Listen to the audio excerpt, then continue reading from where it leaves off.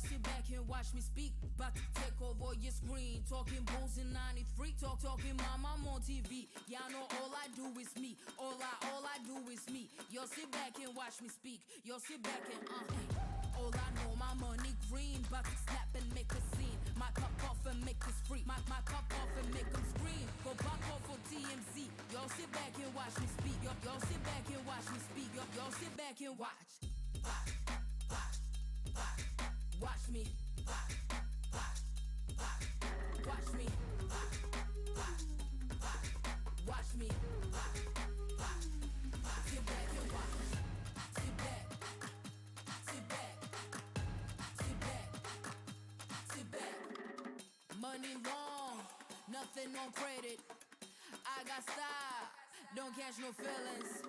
All this bread ain't got no lettuce. I got style, don't catch no feelings. Watch me. Watch me. Sit back and watch.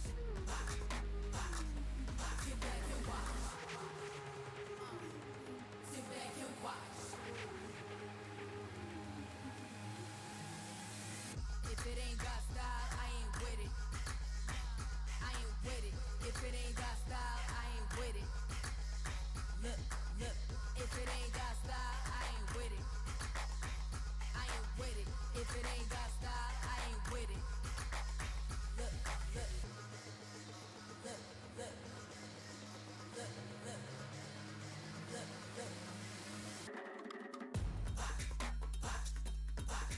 Watch me. Sit back and watch. Watch me. Sit back. Sit back. Watch me. Sit back and watch. Sit back. Sit back. Sit back. Sit back.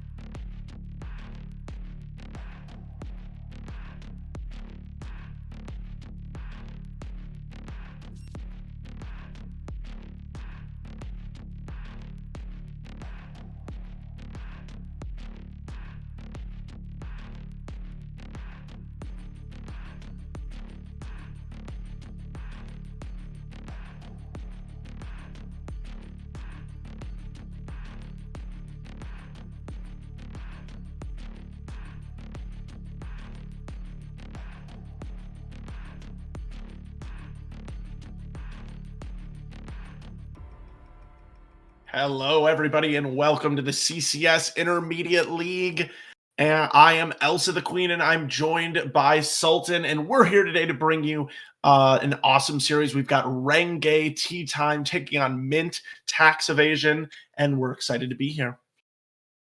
Yep, exactly. Both of these teams looking to officially secure their first wins in their groups. So this will be probably really important for these guys. Getting that first lead, getting it rolling early into the season will always matters a lot. Yeah, absolutely. And it looks like the teams are just about ready to get into the draft here. So, like you said, Sultan, we don't know a ton about these teams. Obviously, this is just the second week here. But, with that being said, as we're about to get into the draft, generally speaking, in this 13.3 match, what do you expect teams to prioritize? Well, when we look at just from the patch, there's been small changes to the jungle. Maokai just is still really strong. I think J4 recently got buffed, which he was being played mid True. jungle almost every single role. It is kind of similar to uh previous patches where people would just rather play Sejuani, Maokai. Some people play Zac and Mumu, those type of like just early aggressive junglers that can be that engaged for their teams. So those type of picks are normally going first. For ADC, uh like you can pretty much almost play anything. There's a lot of different playstyles that you can go for bot lane, especially with ADC supports were meta, especially in pro play for a while. They can still be played. There's a lot of flex picks that you can use right now, especially like in the last few patches. So draft might be hard to predict, but yeah, it will just come down to like each team's specific approach. Yeah, absolutely. Well, as we get into the draft here, we can see the bans have come through, and you mentioned the priority on that bot side, Sultan, and it will be the Zaya locked away first for Mint Tax Evasion, and it looks like on the other side, Renge Tea Time, who did elect to be on this red side for this draft, is going to take away the Rakan, so they want to split up the lovers duo. That's a tragedy. It is Zyricon. They do have some synergy, obviously because of their kits, but I would assume that Zaya is a much better pick in the meta than Rakan.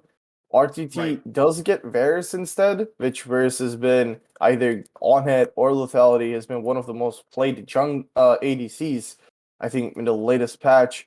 But Zaya is that safety tool, especially into Rakan. Like Zaya is still a really safe ADC, and just as I said, G4 has been really strong, really popular. Oh, never mind. They like just uh stuffing the Yeah, word when you interesting to see. I mean, I definitely felt like into the Varus, given the recent buffs that you described at J4, that would make sense. But Amumu is kind of in a similar direction, not in this, probably not going to be in the jungle role given the Graves being picked up, but sort of that same, deep dive onto that Varus who won't be able to get away in the backline. So we'll see if they decide to lock that one in for Mint Tax Evasion. Yeah, they're trying to get more engaged from the support role. It is the Nautilus. It still kind of serves a really similar purpose to a Yeah, Mumu. But yeah, like Graves has been really strong lately, especially after the crit item changes. The fact that you can get a really early IE on Graves, he has been super strong. You can go bruisery as well. You can just opt into different builds for different enemy team comps, and like I think he has been pretty strong, maybe even overseen in the meta. Maybe the champ is not the most popular, looking down into like gold, plat, true. maybe until like low diamond.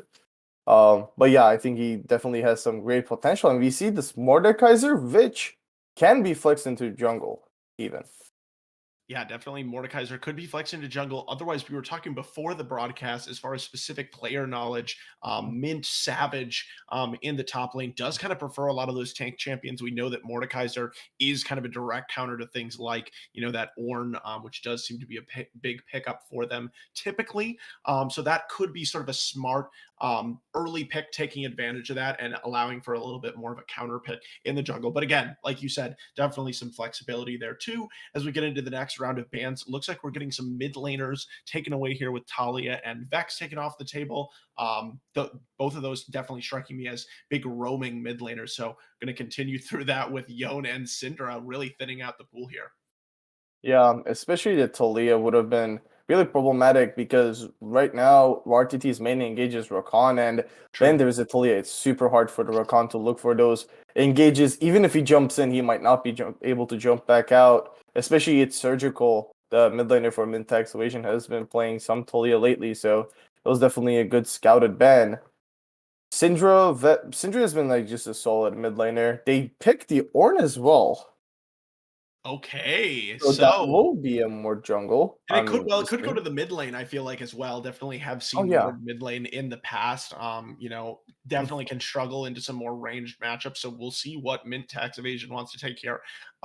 So for Savage, the main Ornn, taken away. But I guess, hopefully if you know how to play a champ well, you might know what is good into it as well. So we'll see possibly that Yeah. Camille could be the choice, and they are gonna lock that one in. Does definitely get some free scaling for Camille through those early levels that aren't that great. Yeah, definitely. I personally prefer picks like Olaf, where it would also work Yeah, good into Mordekaiser as well. But that's Camille is yeah, also it's super scaling side lane.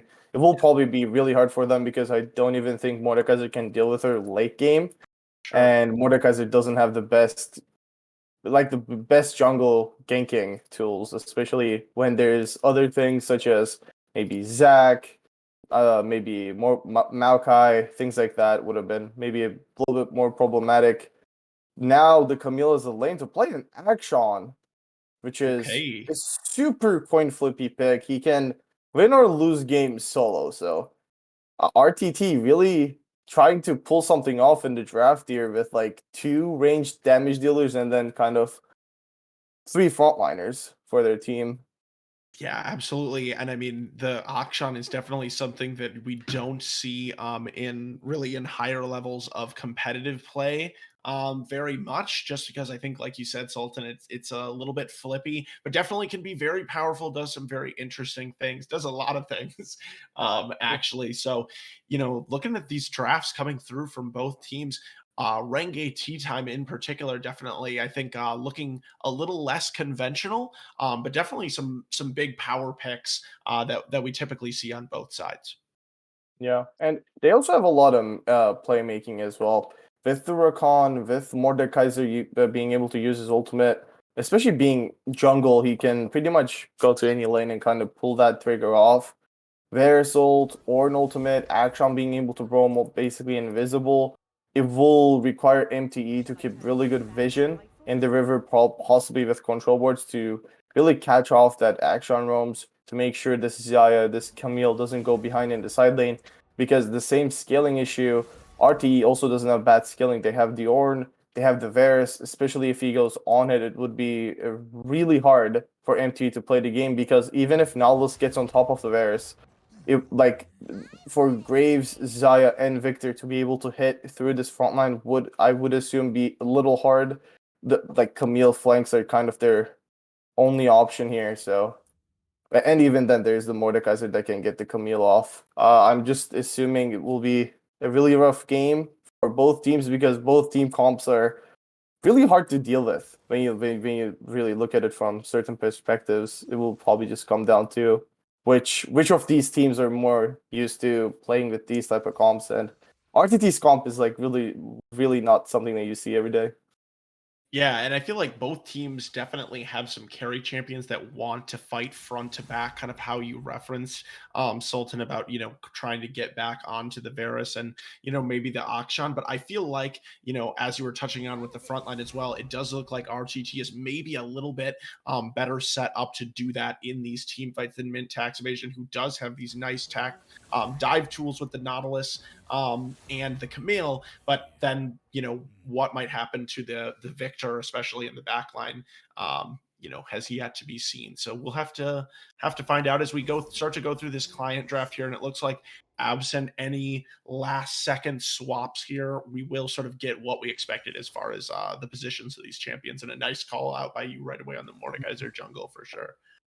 Do you Yeah. feel like that's particularly strong right now or strong into this matchup, or did you just feel like in general it's a flex? Well, it is like something that you can be played. His jungle clear was buffed a while ago, and especially with these like tank junglers being meta, Mordekaiser usually deals well with them. He also like works pretty well with the item meta kind of lately. He can get demonic, he can get Jackshows, Relays.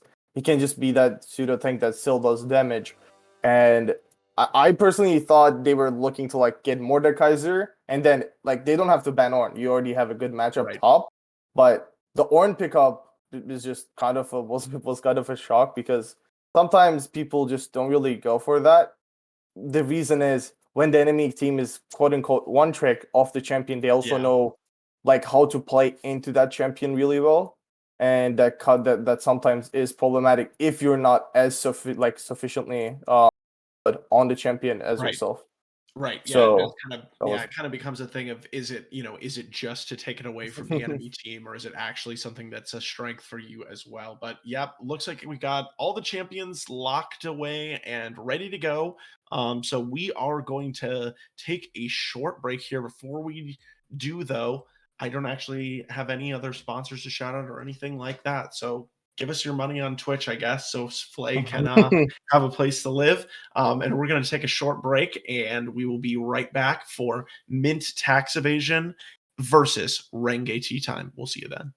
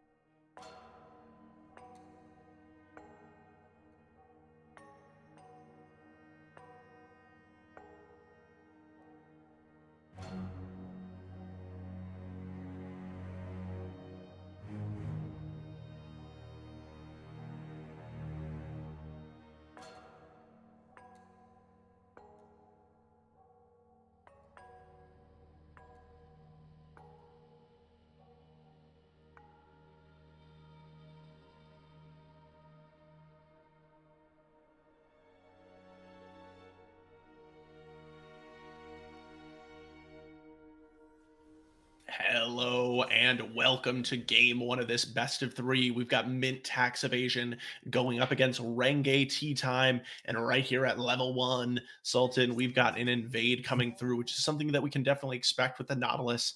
Unfortunately, it looks like it's going to be two ships passing in the night for now. Oh, Mordekaiser is slowly gonna check Ooh, this. yeah. Stop We're gonna the leave. recalls. Oh, wait. Did he step out? Oh, Oh, Nautilus this was the didn't stop first his one. recall. That's unlucky. Unlucky.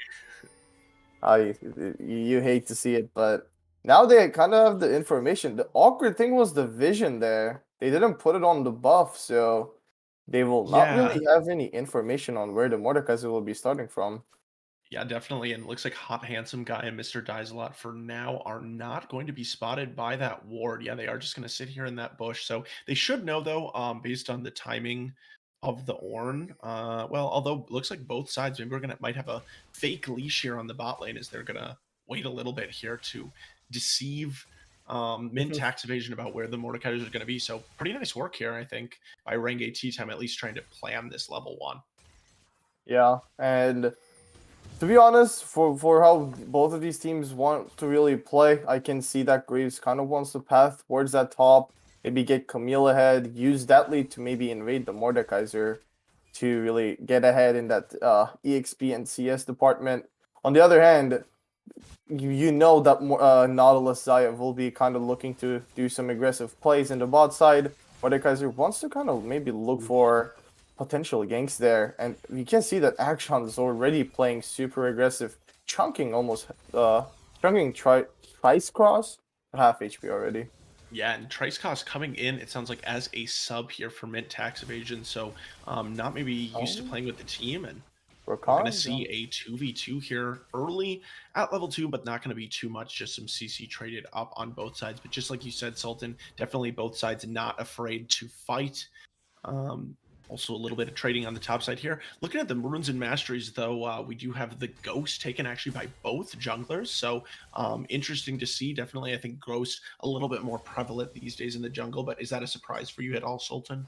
I think for Mordekaiser, definitely Ghost helps. I think sometimes even people take Ghost in top lane instead of the Flash. It's more interesting to see it on Graves, because you are normally a squishy champion, which taking a Ghost, you normally opt in for the Gore Drinker Black Cleaver build, which is actually not that bad right now with the ability haste addition to Gore Drinker instead of the Omniwamp. And plus the Black Cleaver being buffed, it is a pretty decent build for this Graves to go, but he skipped his blue buff, so he's still not level 4, looking for a possible top play here. Okay, and we are going to see a little bit of a setup here from Savage, but it looks like Mr. Dies a Lot should just be able to walk this one out. Graves does have the red buff here. No jungler to back up the top laner from Renge Tea Time, but now we're going to see a dive coming up from Dynal, who's going to get the first blood, flashing out, and he is even going to keep his life. A huge play from the mid laner of Renge Tea Time. And something you mentioned right away, how kind of, feast or famine of a champion this Akshan can be, and it's all feast so far, 4 minutes in. Yeah, and not only that, the top lane gank kind of failed, and this Graves is kind of slow on his clear tempo. He still is yet to pick up the blue buff. Mordekaiser already cleared this, made a full clear, looking towards the top side right now. And even CS-wise, this Ornn is actually going to be ahead if he can pick up most of the CS that is right now crashing under the turret, which means just by this early laning phase, RTT is just doing just fine. Yeah, and that's exactly the place where Ornn wants to be, just absorbing that pressure. Graves taking the time to gank. Meanwhile, Mordekaiser, not doing so until now. We are going to see some pings, it looks like, coming up onto that top side. Will Camille be able to use that E to get away? Looks like we're going to see some kind of, yep, she is going to be able to get away. Yeah. No flash needed. Yeah, that's kind of what Camille does. It's good that he didn't really try to use his E really early so that it doesn't get canceled by Morty. Oh, Uh, and down here in the but bot lane, though, we are going to see some big fighting in mid. Benny is going to have to oh, flash out, going to get hit by that Varus Q and finished off by the Ignite as Vegetarian Steak is going to claim the second kill of the game for Renge Tea Time on the red side here. oh. Trying to look for another engage onto Xayah. Lucy Hartfilia, though, going to be able to just walk that one out. So a nice early lead here. It is going to be a 1K gold lead manifested mostly through those kills for the red side. Just about 6 minutes into the game. Yeah, and especially at level 3 with this rune choice as well, Halo Blades, that Varus can do a lot of like a really fast burst damage onto even tanky tanky supports the after the blight stacks are on, that WQ will do a lot of damage, and sometimes people are not expecting that damage to come through this Oh, early into the game. and Vegetarian Steak going for the engage, but it looks like Mint Benny has arrived back into the bot lane. It's going to be 2 flashes out used here, and both Walterbot and Vegetarian Steak will escape with their lives. But now it is Dynal arriving, gonna grab the first kill, and Hot Handsome Guy is gonna be following up. Does pop the ghost. We'll see if he can land the E on Mordekaiser here. Mint Benny gonna sidestep it, but only at the cost of his life. And it's a double kill going over to the Akshan, who now has 3 kills and is once again feasting very, very strong early in this game. Gonna recall, and we'll see what he's able to pick up with all that extra money.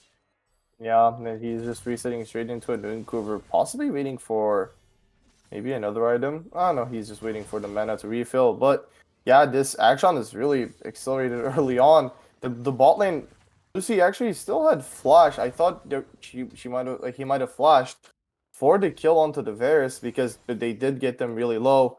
Instead, he wasn't able to use the flash for either safety or aggressiveness. They end up dying, and right now it is not looking that good of an early game for Mint Gaming, where I'm just gonna think that they're just going to get kind of outscaled, especially with the Ornn items coming in. They do have the great maybe not outscaled, but it will be really rough if they're really like this far behind in the early game. Well, and especially, like you mentioned those Ornn items, like if they can sort of get to that later point in the game earlier than Mint, then, even if it's not late game outscaling, it's still outscaling in the sense of they have scaled to a point where they're much stronger. So we do see levels, ultimates already coming in almost across the board for Renge Tea Time, and it looks like actually Mint tax evasion as well. So start to see more plays being made with that. Mint Benny going to be still level 4, so a little bit weaker than the rest of the members for Mint, but actually going to be going for this huge engage here with Kronos having arrived, and they're going to grab the first kill. Vegetarian Steak going to be the next one alive, but he won't be there for long unless he's able to jump out, which he is. So finally able to get on the board there. Nice kill being picked up by Mint Kronos. Yeah, it was a good lane gank from Kronos. And then Vegetarian State kind of got a little too aggressive. They did have a level advantage, especially with Benny being level 5. So they tried to use that. It was just a good timing from Kronos to really cover for his lane and go for that lane gank. However, they RTT, they were able to pick up the Herald. This is a rather interesting usage for the Herald. They will be focusing down this dragon. Maybe they could have used it a little better, especially with how this game is going. Maybe if they were able to get a better gank off, they might have maybe even get a full turret. But you never, it never sucks to get 2 plates out of nowhere, especially on the Mordekaiser getting those solo plates. He will be strong. He is what I'm assuming to be a Rylai's. He's working towards that. And once that is complete, it gets really hard for the enemy team to kind of survive these ganks. Because once you get slowed, it's either the action jumping on top of you or the Rakan follow-ups, and that is not something that you want to play against. Absolutely, just locking them down, and then the amount of CC they have to follow that up, not even to mention once the Ornn is able to be involved as well. But looking at some of the individual, gold situations here, the biggest lead definitely looks to be in the mid lane there with about a 1,200 gold advantage going over to Dynal. Other than that, though, everyone sitting actually pretty relatively even. So right now for or rather for Renge Tea Time, the lead really, really focused around the mid lane as we are going to have a disconnect. Oh, can That was a little beyond. All what right, I it looks like we're was gonna, get a little bit of a pause here as Mint Benny did disconnect there. what, Little bit of a are they able to? Okay, that is not for us. That we're not the yeah, staff, yeah, but yeah, he yeah. does end up dying in the end. Yeah. Yeah, so Mint Benny gonna go down. Looks like he was able to reconnect for to the game, and we're gonna get that mandatory short pause on the spectator as well, but that will come back in just a second. So unfortunate for Mint, especially considering the fact that they were already down. So Mint Benny gonna be, holding 3 of the deaths. But as I was mentioning before all of that happened, after that, Walter Bot now holding about a 400 gold lead, but none of these lanes are just totally over, other than maybe Bit. Yeah, it will get really bad for Mint though. That Ooh, Zaya is really trying ouch. hard to like get into the experience, but Yeah. he has to burn the flash, gets Oh. taunted, and this is Okay. Is he gonna be able to survive Victor's for now, roaming down. though?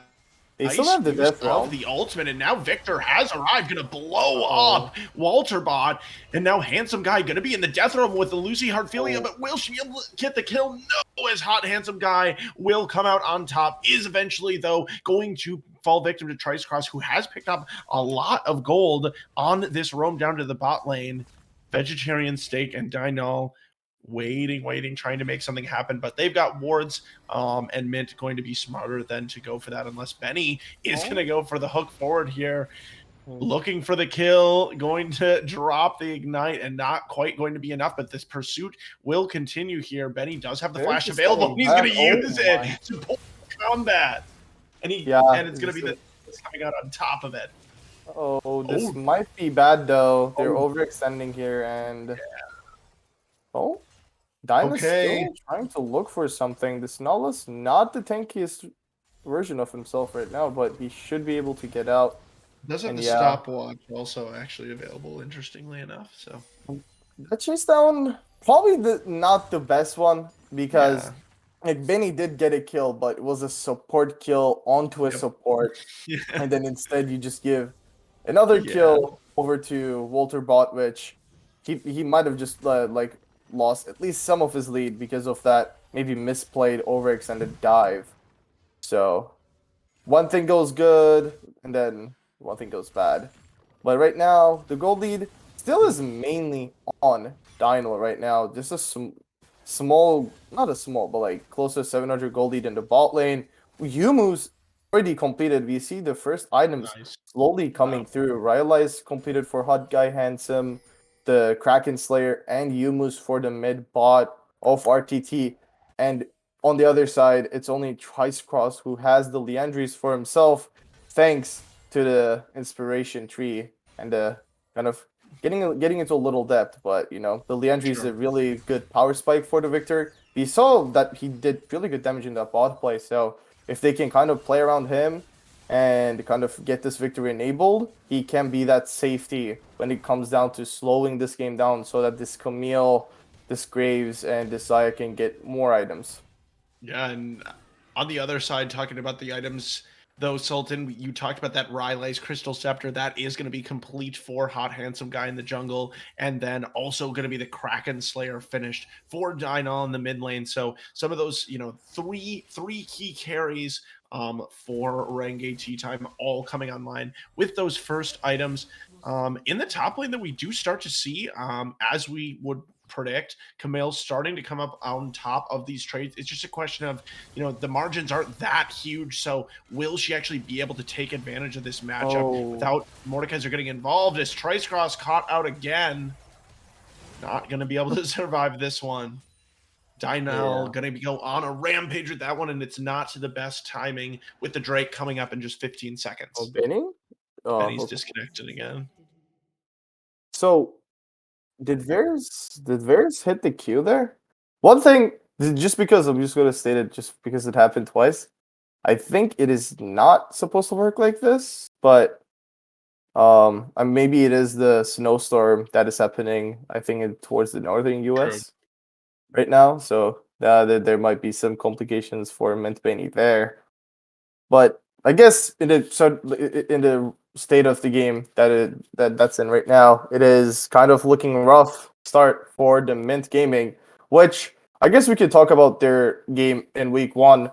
We did say they're looking to grab their first win, but Mint did actually beat Moonstone Gaming. What was it? Competitive Integrity Edition, where Yes. I personally thought they would be like my prediction was that them to be one of the favorites to win the whole league because of their coming back True. roster with Chao PP in the jungle, Yep. They got OVO in the mid Yeah. lane, Yep. and then Definitely. I don't know if their ADC changed, but or maybe it was a name change. But yeah, like they were performing really well last season until they got comp ruled due to something that happened earlier into the season. And the fact that this main team was able to beat them actually showed a Yeah. lot of promise for them, because Definitely. like, especially like for a roster like this, and I think the other group looked a little stronger than what Mint has. So maybe losing this game might hurt them a little bit.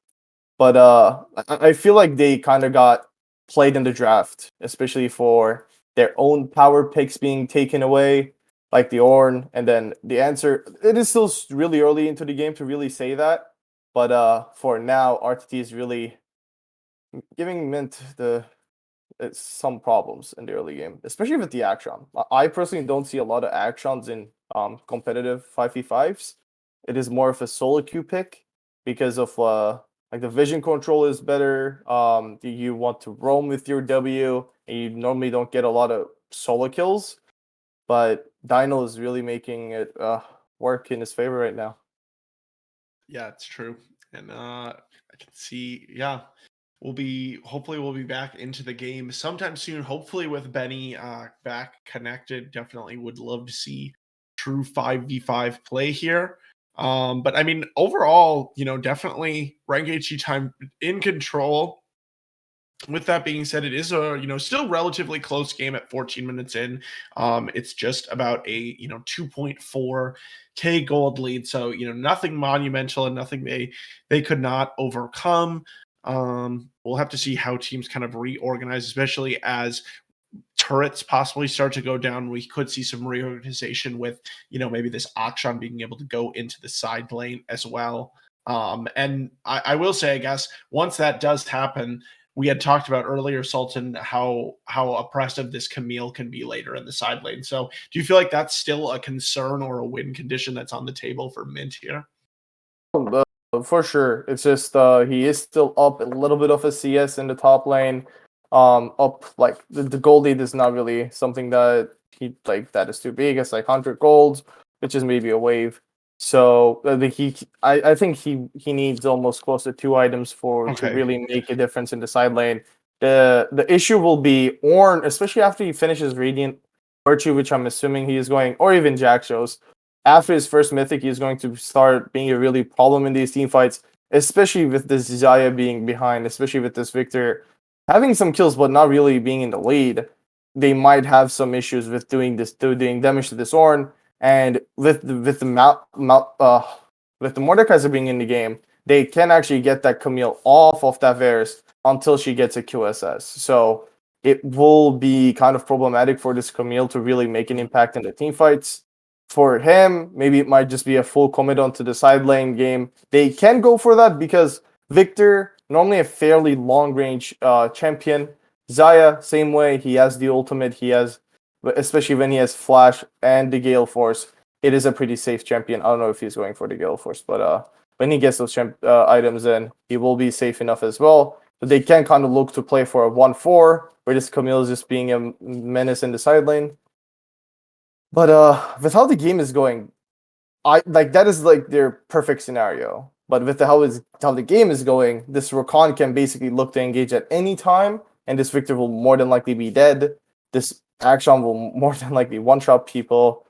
So they need to slow the game down if they can. Maybe get back in the get back into the pace of the game. Get Victor some more CS in the side lanes. Get Zaya to maybe 1-2 items, and then they can look to play the 4.14. But until then, it is kind of looking rough. Yes, and especially if they don't have all of their players connected to the game. So there definitely is some sort of limit to the amount of pause time there is. I think it's like 10 minutes, and I think we're like 7 minutes in. So we're nearing that time, but until then, we're hanging out and waiting to see what happens. Also, just kind of looking at the state of the map here.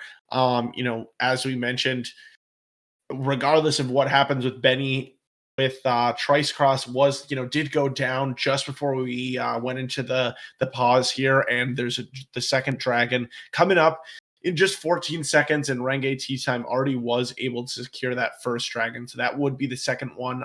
So well on their way to scaling to a potential soul. We'll see what kind of rift we end up getting after this next dragon is taken down. Also, I mean, right now, obviously, you can just see our beautiful faces here, but looking at the mini map as well, Mordekaiser and Graves are pretty close to each other. So I'm hoping that maybe when we go back in, we'll see a jungler 1v1 or something. Yeah, we Never can know. definitely see that. And so it was like nice that you mentioned the dragon stacking. You see that it was a cloud dragon for the first, mountain dragon for the second. So we have like kind of three True. we have options of like infernal, which would be kind of Process of scary. elimination. Yeah, so like it would be scary, especially on the Varus. Like those long range lethality Qs would hurt, especially thinking that there's True. not really like a tanky member on Mint Tax Evasion.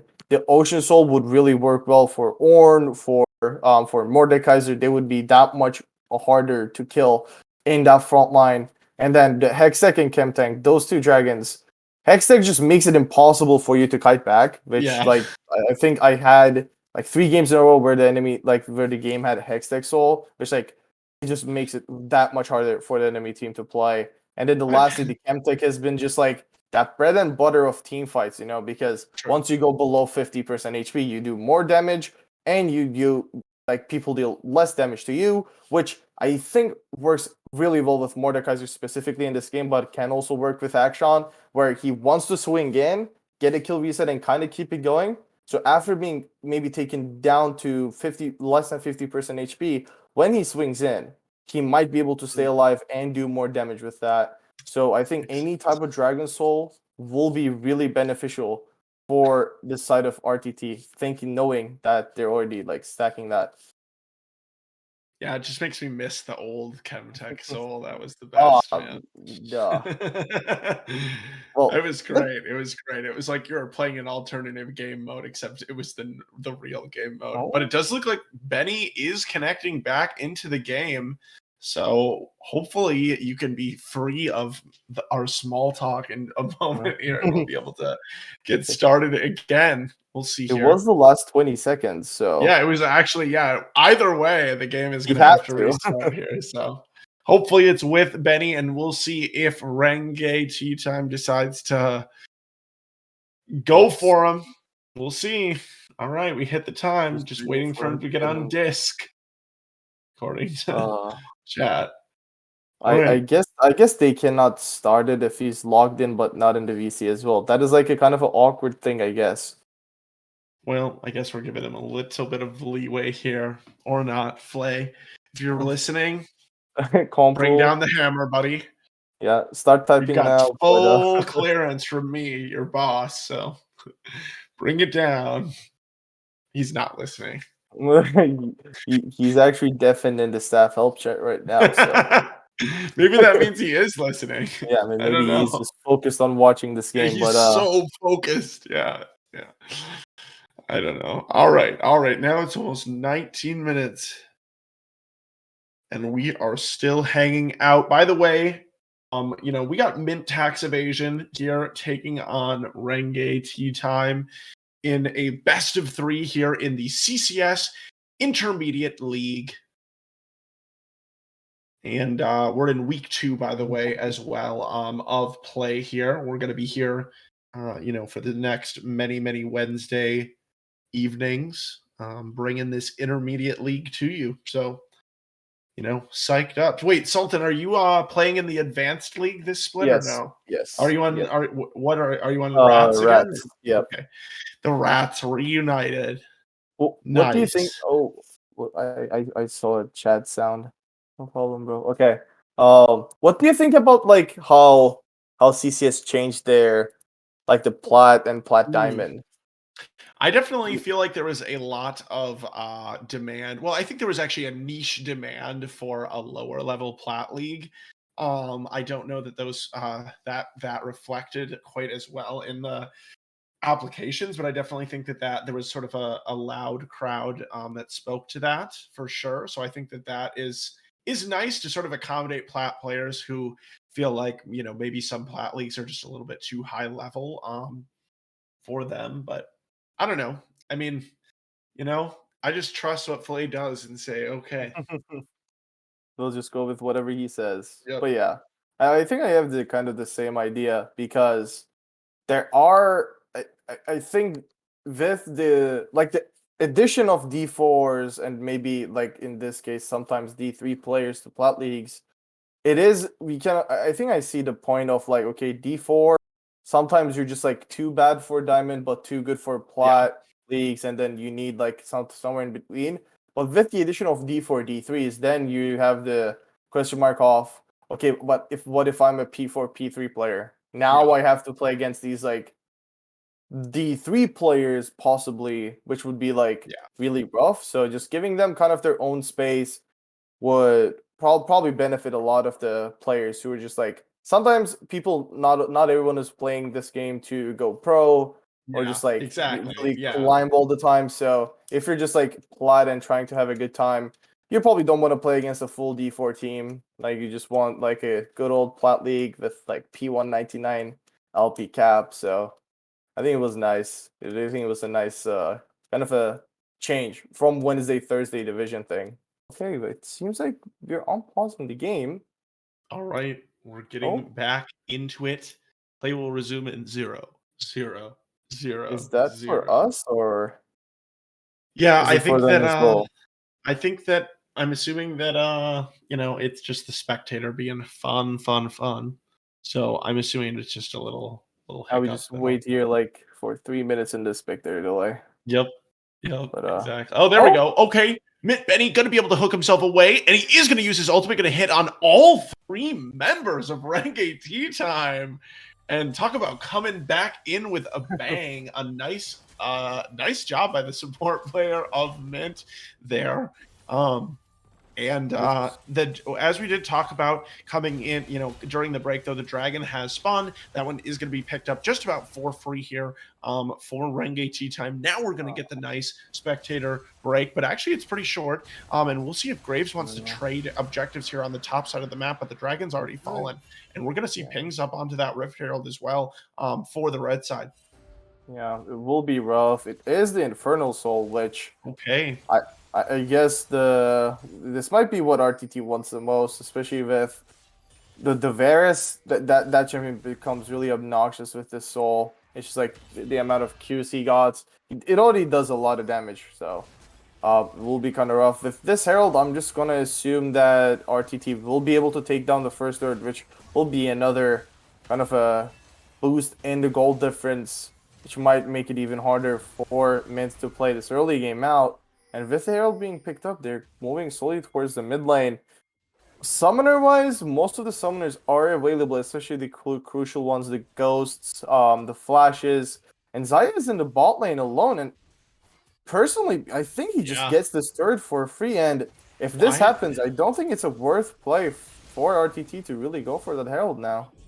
Yeah, why is Walterbot necessarily need to be up there is sort of the question. Doesn't seem like it was necessary to be able to take the turret with the, sort of map advantage that had already been built up by Renge Tea Time. They will, take that mid lane, but as you mentioned, the Zaya picking up a lot of free farm, also going to be able to answer the turret down there as well. So all of a sudden, the Zaya sitting, exactly even in farm with this Varus, who had catapulted ahead with those early 2 kills. Yeah, and like that is what I think Mint Gaming really needs. It's just like the enemy team getting the gold. It is not that big of a deal as long as you're getting a trade off for it.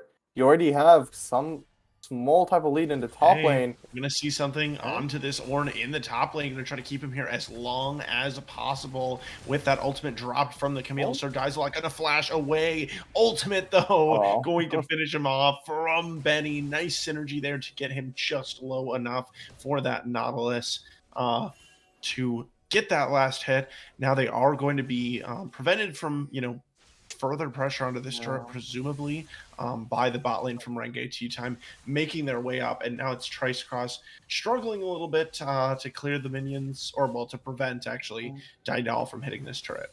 Yeah, but Lucy is again in the mid lane, Oh, just free hitting the turret. Mordekaiser is maybe scared to play that. He does have Ghost. I think he just for that's sure ultimate. kills them. Yeah. Rakan catches him. The Oh. flash is burned. Ultimate is burned. Gale Force is burned, but then Oh. eventually the Varus ult comes out. Yeah. Oh? Ah, unfortunate. Yeah, Flash will be used at the end there from Walter Bot as well. So there are some cooldowns expended, but overall we'll be losing Heartphilia. Feeling that Flash being down for the next 5 minutes or so. So that will, that can be pretty big for the Zai, who does have other tools, especially with the Gale Force completed. You kind of called that one as well, Sultan, for a little bit more mobility, but now, we definitely things seem to be moving a lot quicker after that pause, though, coming in here. Yeah. I think the issue is the fact that he actually burnt everything. The flash, Right. heal, ultimate, Gale Yep. Force. And it kind of just shows, like, without his team, even with the amount of, the tools that Zaya has, you're not going to live against, even if it was just the Rakan Varus, I think they kill. And even just, like, the Mordekaiser being there kind of, like, he actually didn't even get an assist. It was, like, a two-man job for Walter Bottom, Vegetarian Steak. And Ornn, we see him in this side lane getting a turret and kind of getting a Hmm. small lead, maybe even. Yeah, he's Yeah. actually dead even in gold with Camille. And Yeah, maybe it not looks like, anymore. it's a question of like who can make better use of that gold as in the 1v1, and it definitely is Mint Savage for now, especially with multiple teammates their Graves just gonna ult for the assist there from Kronos, and it's going to be Savage picking up the first kill. So, definitely turret still being taken down here for Mr. Dies a lot. Advantage is still being found for Renge T-Time, but it feels like over time, more and more, we see some of the strength from this Mint Chronos team comp. And now with this Dragon about to spawn up in just about 15 seconds, we're going to see a Oh. fight. Mint Benny starting it off with the ultimate. It's going to be a Savage into the backline, but does not have the ultimate available. Now it's going to be on 1v3 and has to flash off. Meanwhile, Oh. Hot Handsome Guy is not able to pick up Mint Benny thanks to the stopwatch. Going to keep him alive in the Death Realm. Now Trice Cross coming through with the damage onto Hot Handsome Guy. Mid Chrono's going to get pulled forward, and it's that Mordekaiser that just will not die. And Sir Dizelot has been able to TP into the fight back from death. Everybody low on Mint Savage. The first fall is going to be Kronos. The re-engage is going to come through here and now. Dynal dishing out the punishment on this Akshan, who is fed so early into the game, but actually everybody able to get out alive. Kind of ridiculous. It seems like that all of the Mint members were able to escape after that Graves fell early in the fight. Yeah, and to be honest, I think maybe not that many of them would be able to live if not for the Raptors camp tanking all the damage for on the Akshan ultimate. MVP Raptor camp as we go into a replay here. Yeah, and especially I think the biggest part there was the fact that they peeled off into the Ornn ultimate, and Ornn ultimate got a lot of knockups. It was unfortunate. They did force the flash out of the victor eventually in that fight. So with that being said, that is sole point now for RTT, and the summoners are being burned. The Baron is on the table. Maybe they don't have the fastest Baron take, but with action on 2 items and Varus doing max HP damage to really objectives, they might be able to take this Baron in a potential big fight where Desaya will not have his flash for a while, and Victor. Okay. All right. And we might see something similar on the other side. Is this going to be vegetarian steak good pulled fuck. out of the grand entrance? Going to use the ultimate there. We mentioned earlier on, using those cooldowns to no effect. That's going to happen here as well. Now we're going to see a little bit of a fight around the Baron, but Mint does not want any part of this as Mr. Dizalot is going to get the knock on to Just Benny, who's going to hook himself under the turret and should be able to stay alive for now. Now Kronos is going to get pulled in, but able to be sped up and stay alive as the knockup now is going to land onto Hot Handsome Guy, but no further engage is going to be found from Mint. But now with the Mint members chunked out, Renge Tea Time is going to look to start up right onto this Baron, just as you said, Sultan. Varus doesn't have a super fast Baron, not going for that on-hit build or anything, but they have another 80 carry to make up for it, and it's already going to go low here. Camille is just trying to jump in, but Camille, it's going to be Savage looking for the kill. Going to get the shutdown is going to go on to Walter, but now Savage going to be taken down, and it's Dynal still staying alive. Finally going to get dropped by Kronos, who's going to pick up a lot of gold there, and now it's Mint. Maybe able to get a little bit of front-to-back fighting here, but no, Lucy Arphelia will be dropped. Mint Benny going to be the next one to fall, and Trice Cross surely as well, although Kronos is arrived again. Doesn't look like there's that much damage left, I guess. It's all oh my god, what is this happening right now? Is the mid health bars have been so low for so long, and they finally will fall. A double kill for the Ornn, and that's going to be a triple kill going over to Mr. Dizalot finally to end that fight. It was just ridiculous for a moment with how long it took for those mid members to die. And to be honest, it was a really close play. It could have almost resulted in a disaster if that Grease was maybe a little bit stronger, because they were he was able to kite with really low HP, but that one last auto attack from the Ornn, and then the brittle procs just doing enough damage, and out of nowhere, that whole play that could have maybe brought Mint back into the game, maybe put them even further back down, because now in 2 minutes there will be this Dragon Soul coming up, and Ornn being stronger.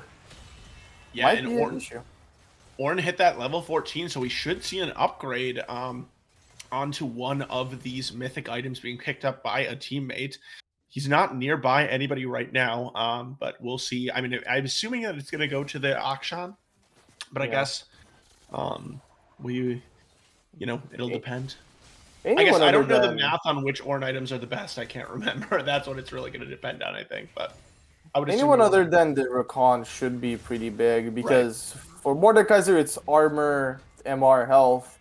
For the other two, it's basically AD and attack speed. So will just be a good addition to the front line. I don't know what it gives for the Rakan ultimate. I'm not going to lie, but with how strong their front line is right now, it just looks really rough unless they get caught.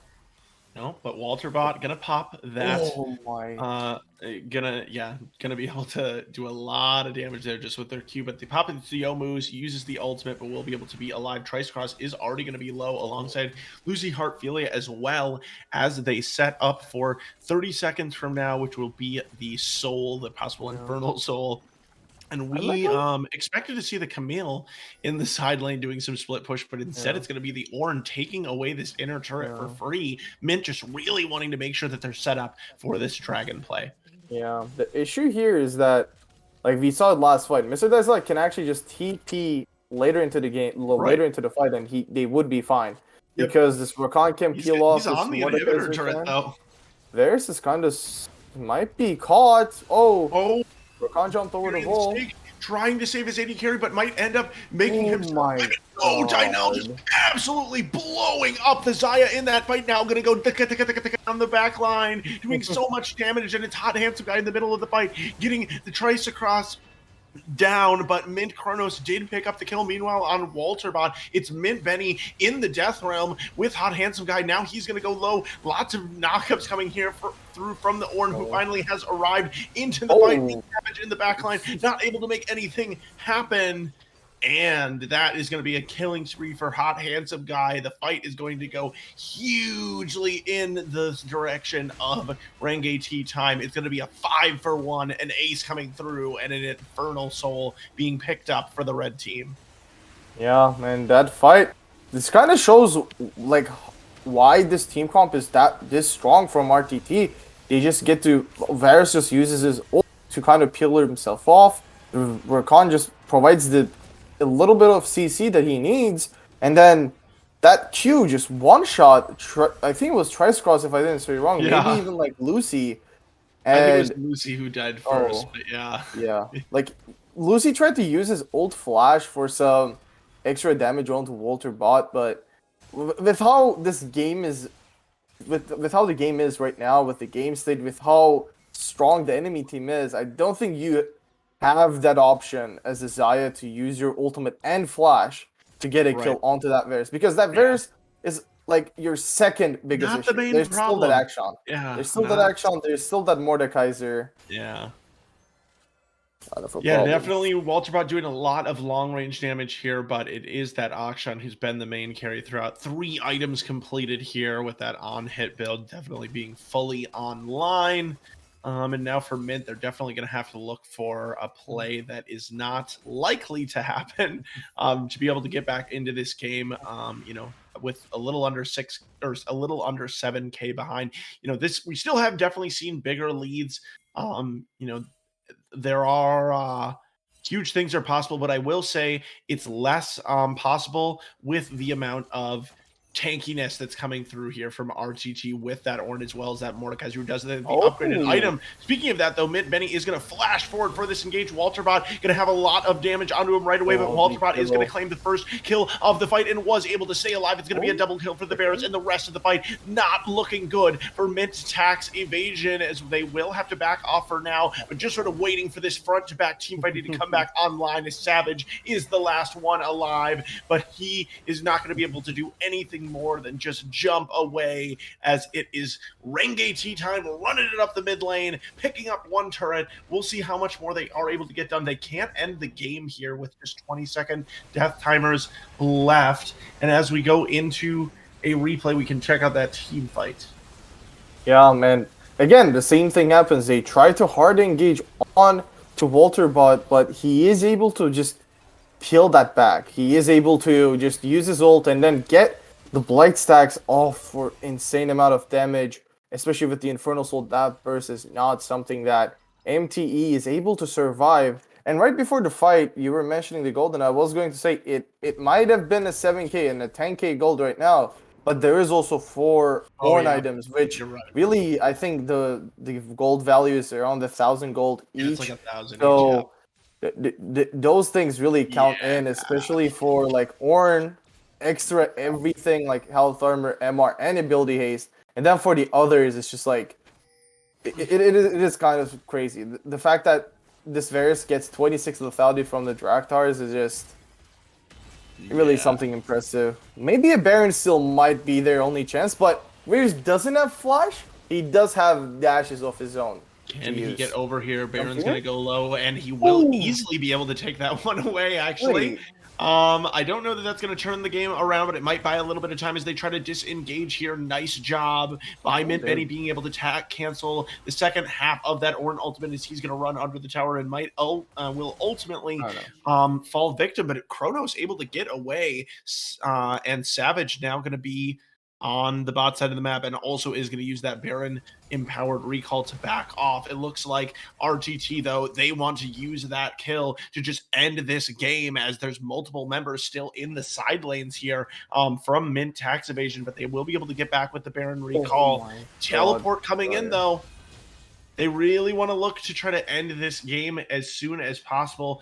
Super minions coming through. Baron minions, though, on the other side here from Mint Tax Evasion are going to do a little bit of work. Let's see what they're able to do here. Pretty nice wave clear also coming through for the Victor. Again, not impaired. If they have the Baron, if you have the Baron for Renge tea time, then obviously the Victor wave clear becomes really insubstantial, but that's not going to be the case, and they're going to have to back right out of the base, at least for now. Yeah, and to be honest, I don't know, that Baron still looked a little awkward because Like I saw like 800 HP, 600 HP, and Hauntsky Yeah, Handsome did have smite, and he just like yeah. decided not to use it. I don't know. It was really Yeah, awkward. I also saw But it at like 800 and 600, so I'm yeah, a bit confused. But looking at these cooldowns for the objectives, it is just 1 minute until Elder Dragon. And speaking of steals, I mean the Baron steal was impactful. I think if Renge Tea Time had picked that one up, they probably would have been able to end it out. It wasn't, it didn't mean Mint was able to turn the game around per se, but the Elder Dragon, now that's something that can definitely help you turn things around when it comes more towards the team fighting part of the game. yeah, yeah, definitely. And with the Elder Dragon spawning, maybe if they can steal this one too, that is their only way back into this game. But I didn't think Graves could have stolen that. Yeah, He did it. I Anything do is feel possible, but I yeah. think there's still a decent amount of goldie that they cannot really fight this. Yeah, and I think that if you're Renge, you definitely you specifically are focused on not allowing that to happen. Again, it does look like they are gonna go ahead and start this one off. They haven't started it yet, obviously, but they are sitting in the pit here, not looking to push mid or anything like that. So Mint Savage does have the teleport available. Doesn't look like there's any wards though to go for any kind of flank. Maybe could use the minions over on the side, and probably will, I'm assuming, if they want to look to fight for this Elder Dragon. Yeah, and They're going to again, start it up. it is hard to really walk in through the river. They are trying to pull it out a little bit to stop Graves. Okay, it's going to go Wait. really low. Graves going to find his way into the pit, but Wait. not going to be able to pick anything up. And it will be the Elder buff now for Renge Tea Time, who is also 8k gold up, not even counting these Orin items. They're going to pick up the kill onto the Nautilus and the Graves, and now they're going to look to push into the base and possibly look for the end of this game one. Yeah, Mint Savage did TP bot? Or maybe I take it to the don't fight and know. then just cut away, but maybe a possible backdoor angle if Victor gets a pentakill here, but it's just as I said, he gets hit by a single Veriscrew and dies, so I like the way yeah. you think, Sultan, but I don't think that's going to be what You gotta happens believe here. in it, You gotta Something believe tells in me it. you've got some sort of unhinged top laner that you play with based on that sort of thinking. But it is going to be Renge Tea Time taking game one of this best of 3 series over Mint Tax Evasion. Yeah, and I will say I think it was kind of unfortunate for Mint Gaming that their support was like having issues. I'm just gonna assume he maybe even had like bad ping and Yeah. things like that. So maybe that was like one of the reasons why they had personal issues, since Nautilus is that kind of the main playmaker for this team comp, especially in the early game. Hopefully that will get sorted for game two. And like when we look at the grand scheme of things, like the damage was not really the issue. The issue was just kind of staying with staying even with the enemy team, especially in the mid lane. The Action was kind of a monster in the early game. He solo killed, roamed, got 2 kills. He basically did everything that an Action is supposed to do. And when your teams have the means to do the damage, that Mordekaiser and Ornn will tank the damage coming from the enemy team for the whole day. And definitely we saw around that Baron pit and that fight later on just how much work those tank stats definitely got done for the side of Renge Tea Time, who came into this looking for their first win. And we talked about how technically Mint was in that same position but didn't win that cross conference series in week one. So definitely I think considered a little bit of an upset, also based on some of the pick'ems we saw going around. But the series isn't over yet. That's just game one. We're going to take a little bit of a break, and we will be back for game two of Renge Tea Time versus Mint Tax Evasion. And we will see you when we return. Indeed.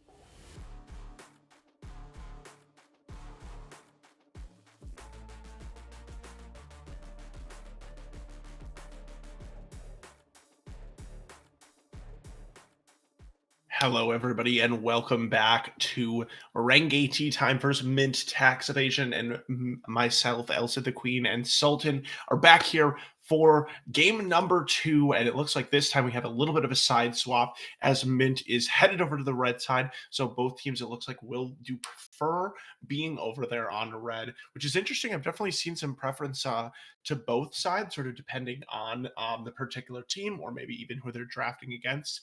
But we'll see what Mint does with that kind of more counter pick oriented side of the draft. And we see the Zaya being picked up. Mint actually did play Zaya last week, and to be honest, Zaya has been probably one of the strongest ADCs. We saw it struggled a little bit in game 1 against the Varus, but this means that the Ornn will be able to get picked up by Mint this time, and Savage will get to play his main.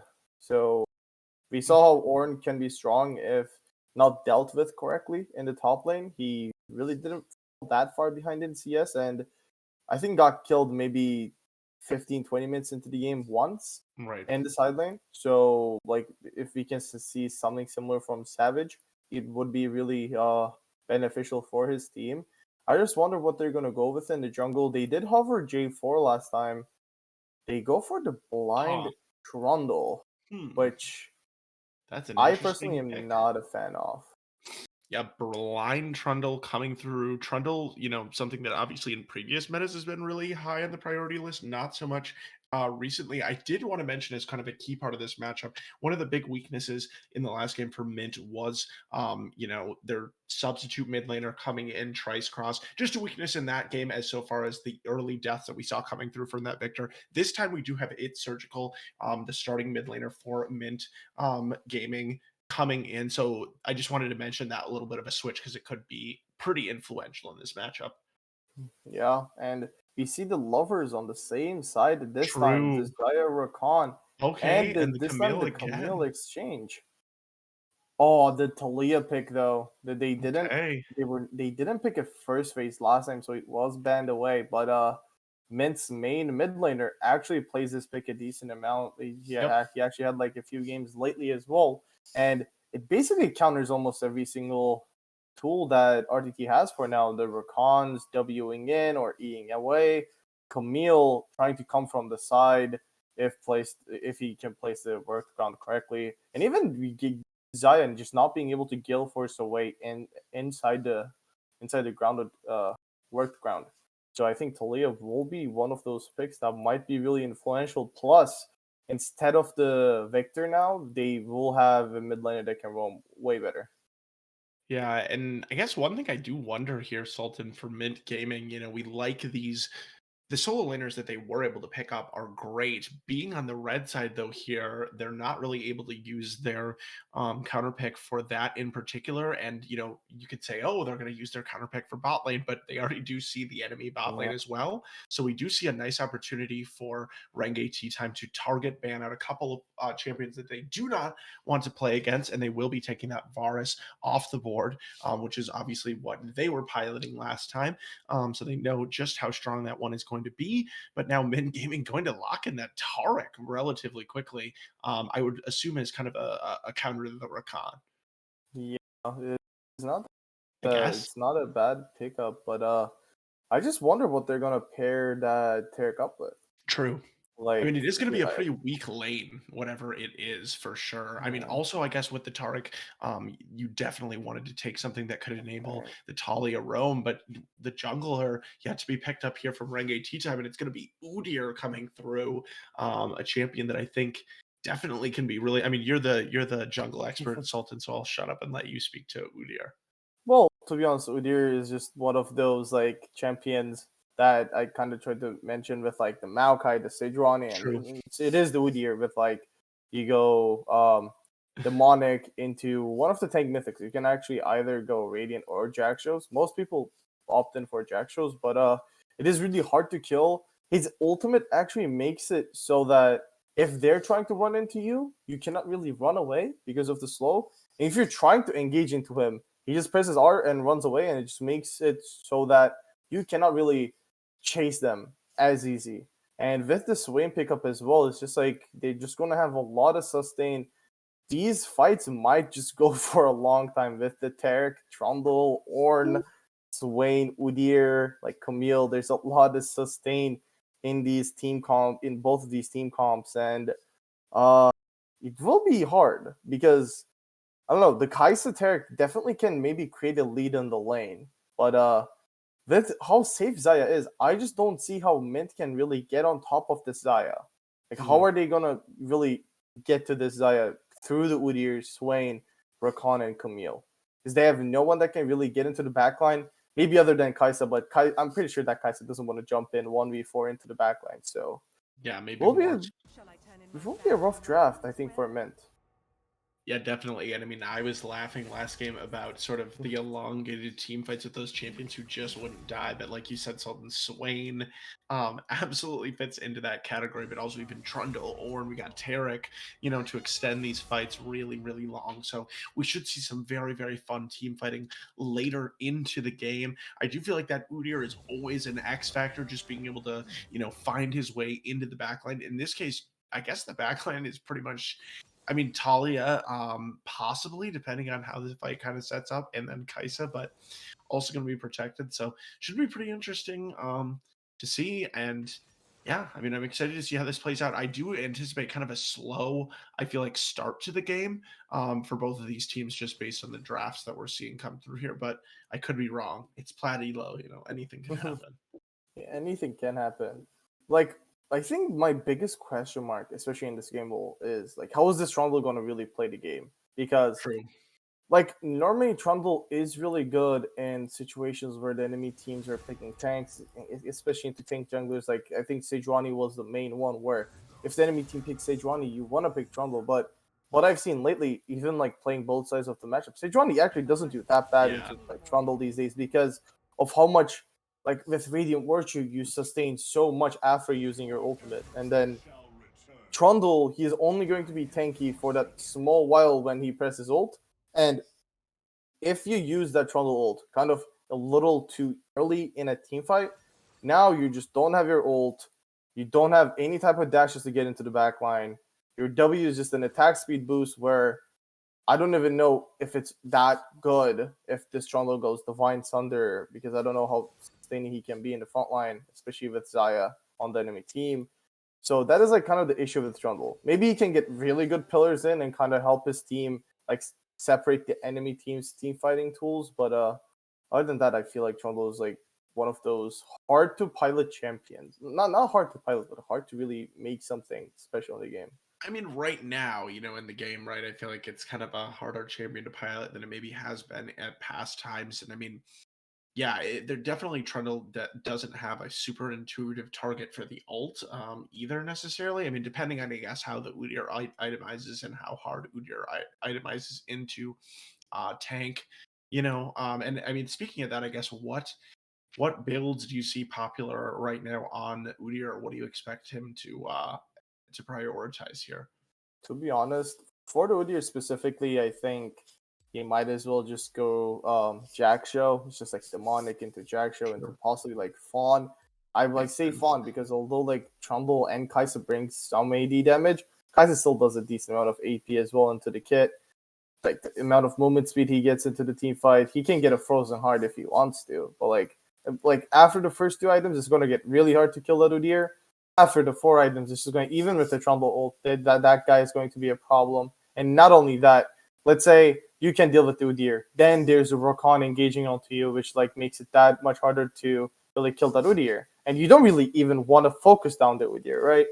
Like he's just there as a distraction. And then even if you can go through his armor and MR, then there's the vacant W, which will just make it that much harder for you to kill him because he just gets a lot of shields. So I think it is going to be really hard with that Udyr, especially if he builds correctly.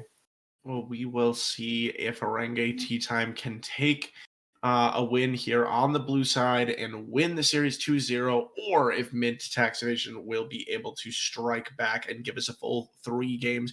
We are going to go into a spectator delay, but we will return in just a couple of minutes for game 2 of Renge Tea Time versus Mint Tax Evasion. We will see you when we're back.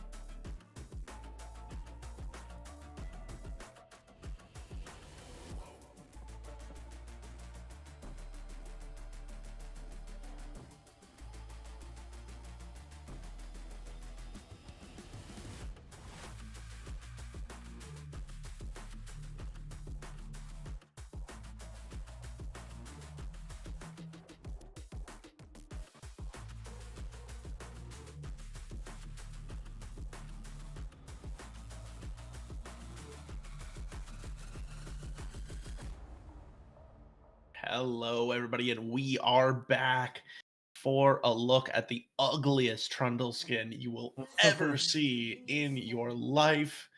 I cannot believe that. I've never seen that before.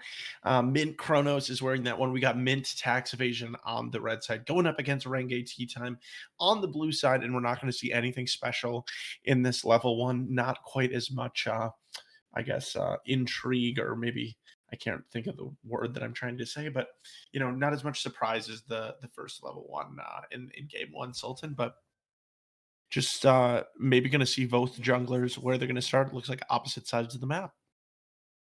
Again, and this time we see the Udyr pathing towards the Camille, just kind of maybe trying to get the Ornn behind early on, I'm assuming is the play.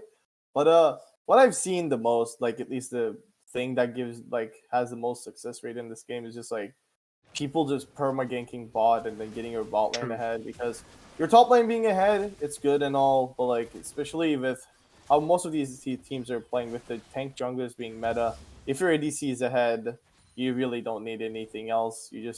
Your tanks will be eventually tanky at 2 items with how the current mythics are. So just getting your ball lane ahead is probably the most important goal of the game right now these days. And especially even with an Udyr, like Camille, when played correctly, can just like create a huge lead all by herself against the Ornn.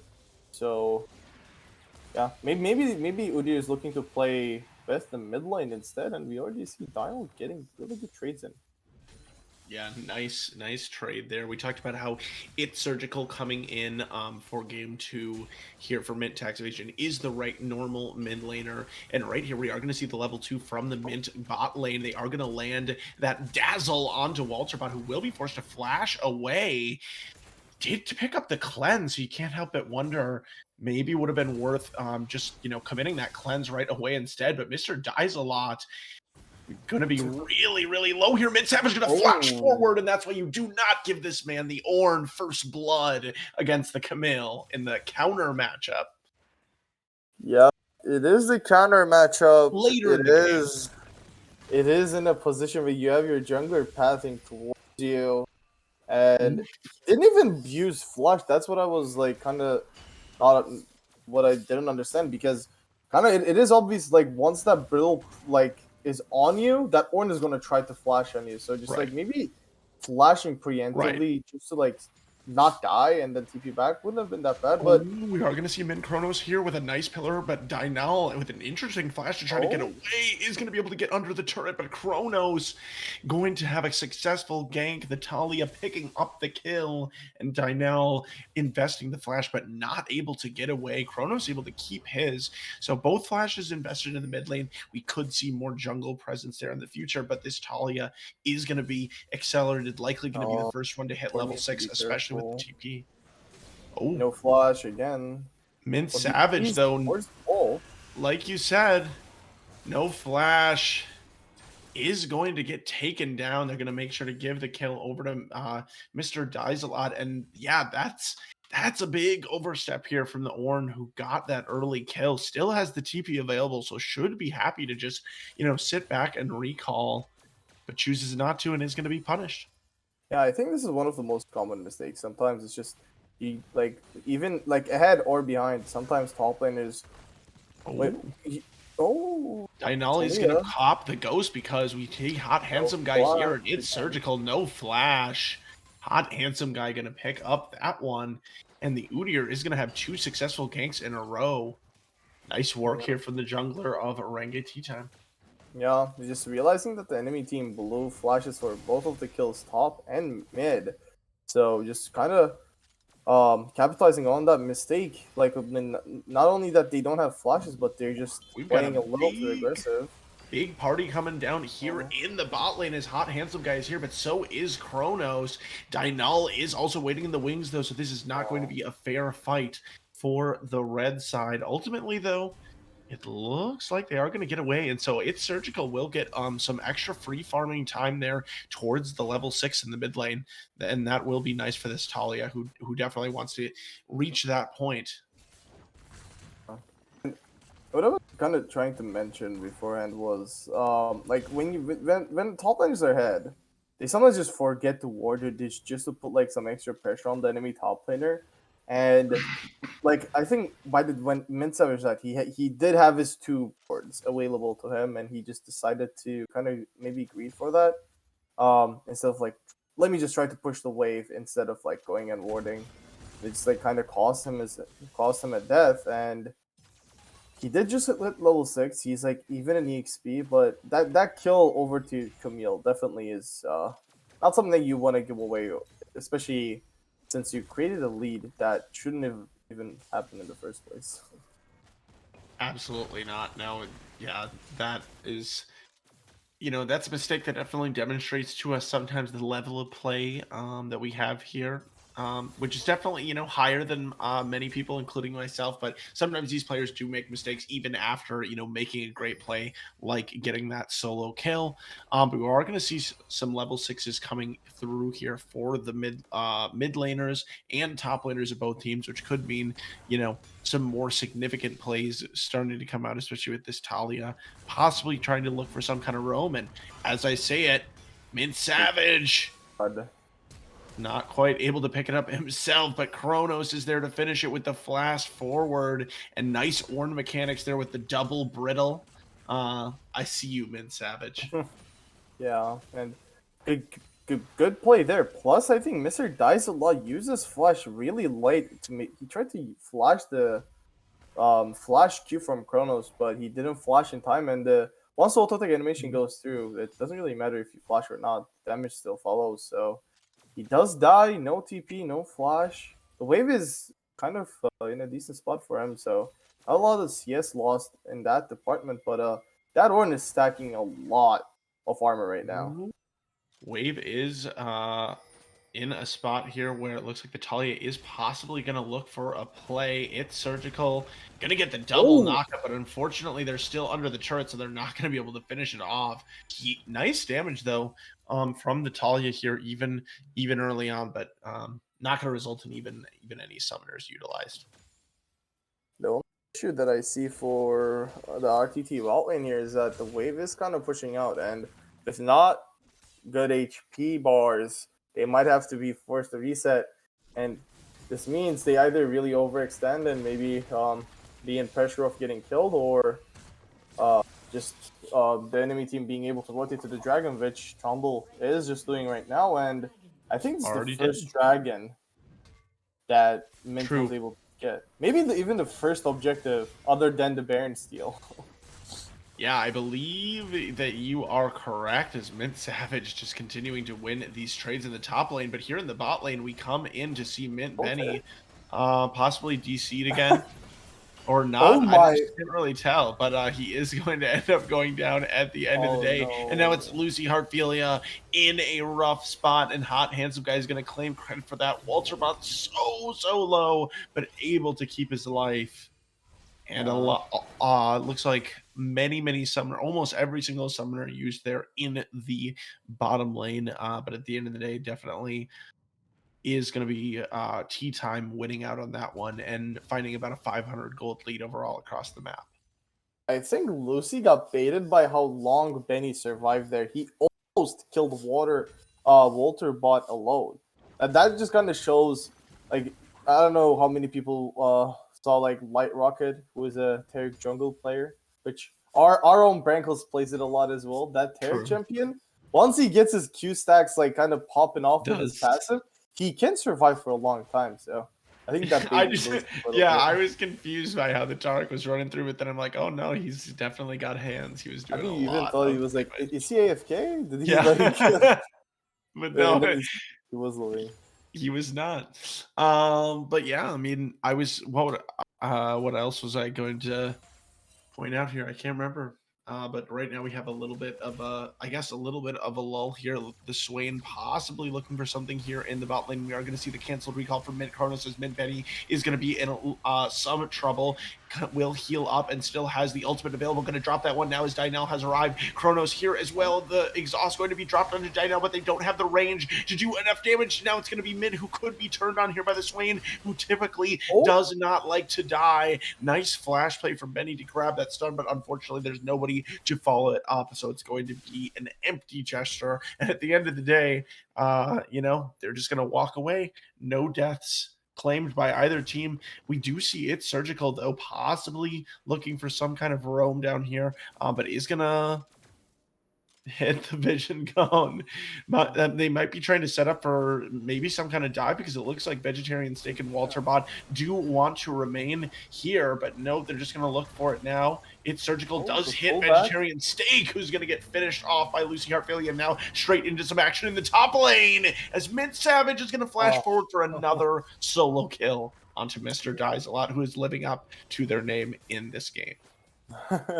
I think Mr. Dies a Lot had the same experience, almost like really similar last week, where when they lost, he did really well on Ornn game 1, and then just like completely got demolished game 2. So kind of Ornn is a really good pick for him, but not the other champions from what it seems like. And when you look at the CS numbers, there's actually a decent lead other than in the jungle.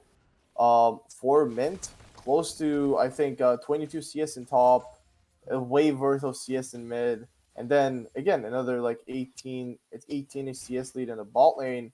So not only that they're ahead in kills, they're also ahead in the lane CS. So, but while those things were happening, Hot Guy was able to get the Herald and use it. Looks like Vegetarian Steak is going to go in and grab that and knock up, but Lucy Heartfilia will be able to use the ultimate there on Kaisa to keep themselves alive.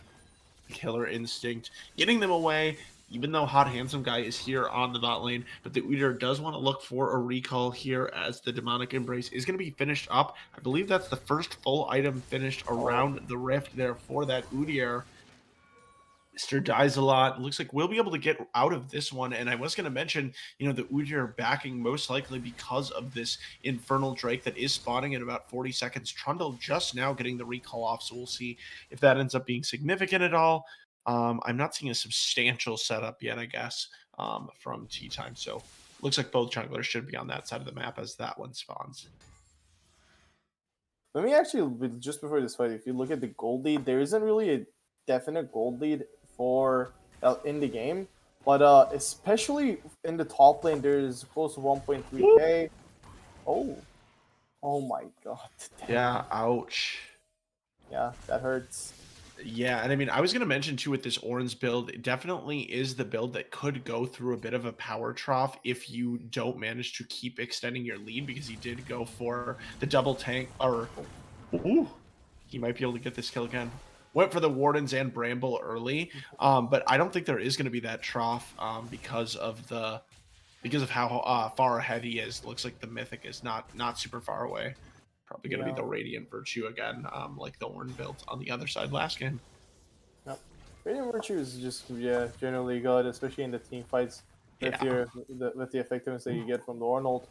But I guess we see the Ornn is like just putting so much pressure, but oh, it's surgical though. Is going to be caught out trying to get to the wall to be able to flash away. They will flash over the Demonic Embrace, and Walter Bot, regardless, is going to come through with the Gale Force to finish that one off. And so the first dragon was claimed by Mint Tax Evasion, but now it is Renge tea time. They know how powerful these dragons are from picking up the soul in that last game, and now they're also going to look for Lucy Heartfilia down in the bot lane, who does have the Killer Instinct available. Mint Benny also going to get tagged up, but the rest of the team is not quite arrived, and Vegetarian Steak is able to just jump back out, but nothing gained either. I think that was unnecessary TP from Savage. Just like you basically know that Walter Bot doesn't have Flash, Gale Force, like Hot Guy and some uses Ghost, so like they can look for maybe a gank attempt, but they cannot really go for that deep dive. So it would be rough, but then now we're gonna see an all in here as Walterbot is going to big play from Lucy Heartfilia to get onto the other side with the Killer Instinct, and then the snipe to finish it off is gonna claim the double kill, and the Mint bot lane styling in that one specifically with the Kaisa avoiding the pullback of the feathers and then finding the last bit of damage to finish that one off, and they are also going to claim the first turret in the game with the help of their jungler in the bot lane. Yeah. By the way, Ornn did go for Jack shows, which I don't really like, especially into Camille. Oh, never mind. Like he will beat Camille because of the item lead. Especially into Camille, where later on to the game she will just keep doing more true damage to you, especially in the side lane. Like Radiant Virtue, it's just like a really good item, especially as Ornn, like you want to play for the team fights a little bit more. Jack shows, especially when there's like this much damage, like this much true damage on the enemy team with Camille, not something that I would, I guess, prefer. But no, he's still a fed Ornn. Can't really argue. Yes, that's definitely a big Ornn. As Hot Handsome Guy and Vegetarian Steak looking for an engage here, but they're only able to find Mint Benny, which is not the target that they're looking for. Now Mint possibly looking for some kind of counter engage, but that is a really fast Udyr, but Mint Benny gonna flash forward in a nice pillar to follow it up, and that is gonna be Mint Kronos finishing off the last hit. Nice knock up there with the grand entrance from the Rakan and Vegetarian Steak, though, flashing forward and grabbing the ignite to get the last hit on Benny, but not able to get anything more, as the game is going to be paused. Looks like a DC from Yeah. the mid lane of Mint Gaming. And now as we head into a replay, we'll check out that last fight. Yeah, and then like VC it wasn't really a bad turn from the bot lane of RTT, but the damage is just not quite enough. And when we look at the grand scheme of things, it's just really good pillar from the Trundle, which makes it really hard for that Udyr who doesn't really have a flash to run away there. Good flash E coming from Benny as well. And at the end of the fight, it is 3-4-1, and the one kill that was able to RTT was able to pick up, but just went to the support Rakan through the Ignite. So I wouldn't call that worth at all. And with that, with those kills, the gold lead is kind of just jumps up to 3K, and they might even be able to look for a possible mid play here for the turret. Other than that, when we look at the items, the mythics are slowly coming through. Actually, all first items are completed for RTT. On the other side, we see four mythics actually, and Talia. No, it is 3 mythics, and then Talia is really getting close towards. Yeah, Leandri's in the mid lane. Also, Mint Benny slowly trying to work towards that. What I'm assuming to be a locket. So eventually he will have that as well. Yeah, and I want to zero in here, Sultan, on Mint Kronos here, the jungler, because coming in, you mentioned how difficult it might be for this Trundle and how the role would have to be putting those pillars in just the right places. We saw in that last team fight just how Kronos was able to do that and has amassed, looking at the gold, looks like actually is behind in the 1v1 matchup, but has amassed 3 kills, 3 assists, definitely doing well on this Trundle. I wouldn't necessarily say he's behind because of getting out jungled or anything like that. So I guess my point is not what we expected necessarily with the Trundle pick as far as the effectiveness early on here. I will be honest, I feel like, especially with the pillar, having the mountain map greatly benefit the Trundle pick. True. Because sometimes even with the pillar, people can slip out pretty easy. With the mountain soul, especially where the team fight happened, right? That one big boulder just coming off, and then your pillar will basically block off one of the ways that you're trying to go. So once you know that, let's say Udyr is trying to go from one side, you pillar that, he has to walk all the way to the other, which most of the times he will die because he doesn't have flash. So it will be really beneficial for this Trundle. Plus, that Udyr still, although he had a lead, he's still not where he wants to be. Udyr really starts to be a menace at his 2-item power spike with either the Jax's or the Radiant Virtue. So this is really good that they're able to start killing him before he gets those power spike items in.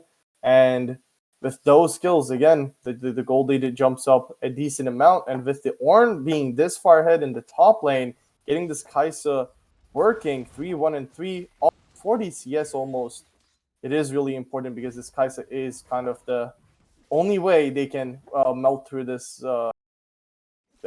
Swain and Udyr.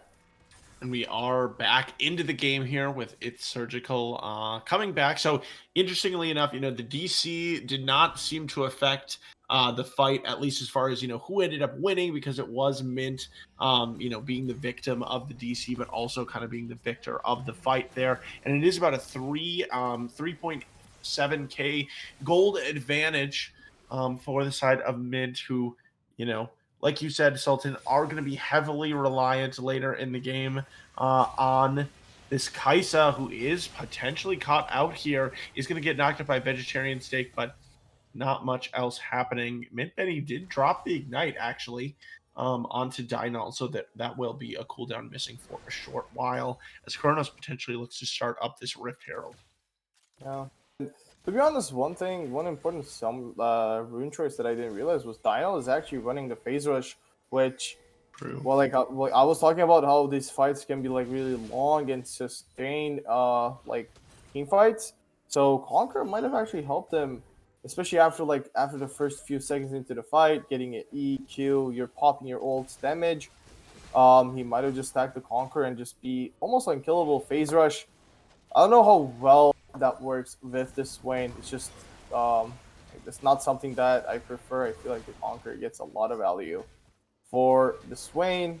But with that being said, after pushing down the wall off mid lane, they will get the second Herald, and they can just look to crack up the only remaining outer turret, which is the mid lane turret. Kaisa will get some damage on towards it, and with the dragon being spawns in 80 seconds, I'm just gonna assume they're good. They're gonna look to use the Herald. Oh, no, it doesn't land. Yeah, absolutely. And I mean, yeah, it's interesting here because we'll see if Mint is able to expand their lead here with this next dragon or not. They are gonna use a play that we saw used actually by the opposite side by Tea Time by dropping that Herald into the mid lane to set up for the dragon. It is going to drop the turret, and it looks like it should be Mint Gaming picking this one up just totally uncontested. So will be the second dragon for them. You know, not 20 minutes into the game, it's still 2 dragons away from any kind of soul at the minimum. So not too much worry here just yet for the side of Tea Time. And slowly, we're coming into the state of the game where in 2 dragons, Mint will be looking for a possible mountain soul, and mountain dragons probably the best dragons for you to have when you have champions like Ornn, Tarek, Trundle. They will greatly benefit from that. Ornn actually, I think like kind of it has a really awkward interaction where he gets a lot of armor MR because of his passive through items as well. And when he's this far accelerated, he already has his own upgraded mythic. He will get and probably another one for his teammates in the future soon. So these mountain dragons will be really beneficial for them.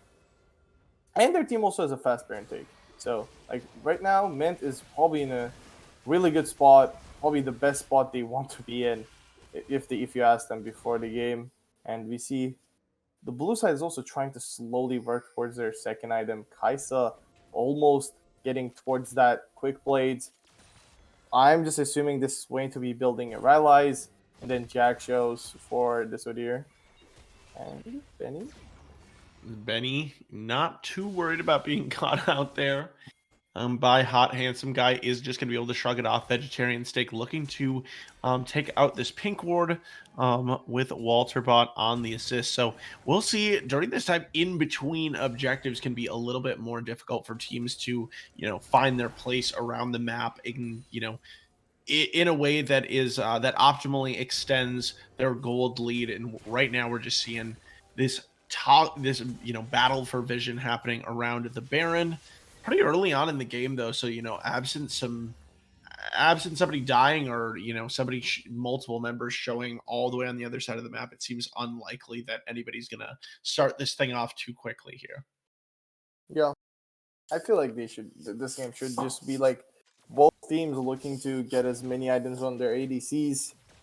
Both teams have late game win conditions, and specifically, it's interesting that Min Savage really went to finish that Thornmail. I maybe True. thought he might have gone. I know something like Sunfire or something that might provide a little bit more damage. Because with the changes to the heal cut items, you don't really get too much out of upgrading it. Your level 1 and level the Bramblewest and the Thornmail actually basically do the same amount of heal cut. So that was just maybe what I think. But Savage, he is the one trick. He is the Ornn connoisseur, so I don't really. I'll just take his word for it, I guess. Yeah. No, I mean, actually, I know from like some of the Challenger Ornn guides that I see as well. Definitely not common to see it suggested to finish the Thornmail necessarily, but I play a lot of Ornn as well. Actually, I'm a Giga Chad. I'm a fellow Giga Chad. You champions that are bruiser, mage, assassin at the same time. Yeah, exactly. Yeah, does it all. Although I will say right now, actually, I think Ornn definitely has a lot more vulnerability in lane than like Scion per se, which does a lot of similar things as far as the tankiness, but also can get away a little bit better. But obviously, in this game, we did not. Well, neither game did we see the Ornn effectively punished early on in the lane whatsoever. So that did end up really becoming an issue. Especially like last game, at least he was down a little bit. This Yeah, game, he's just Six- straight out far ahead. So yeah, this is even a bigger issue. I just personally think the build will kind of maybe hold them back a little bit because double radiant virtue would provide a lot of healing, especially coming from the Taric, the Ornn, and then you have the Trundle using ult as well. So well, I think it would have yeah. made it really hard for RTT to really pull something off. But Jack shows it will probably make it so that Walter bot, especially without an LDR and a Kraken Slayer, he will not be doing a lot of damage to this Ornn who has Steel Caps, Warden's Mail, upgraded Jack shows, Thorn Mail. That is a lot of armor items. I don't think this guy is this guy will not make. Oh, I don't know. My English is dying right now.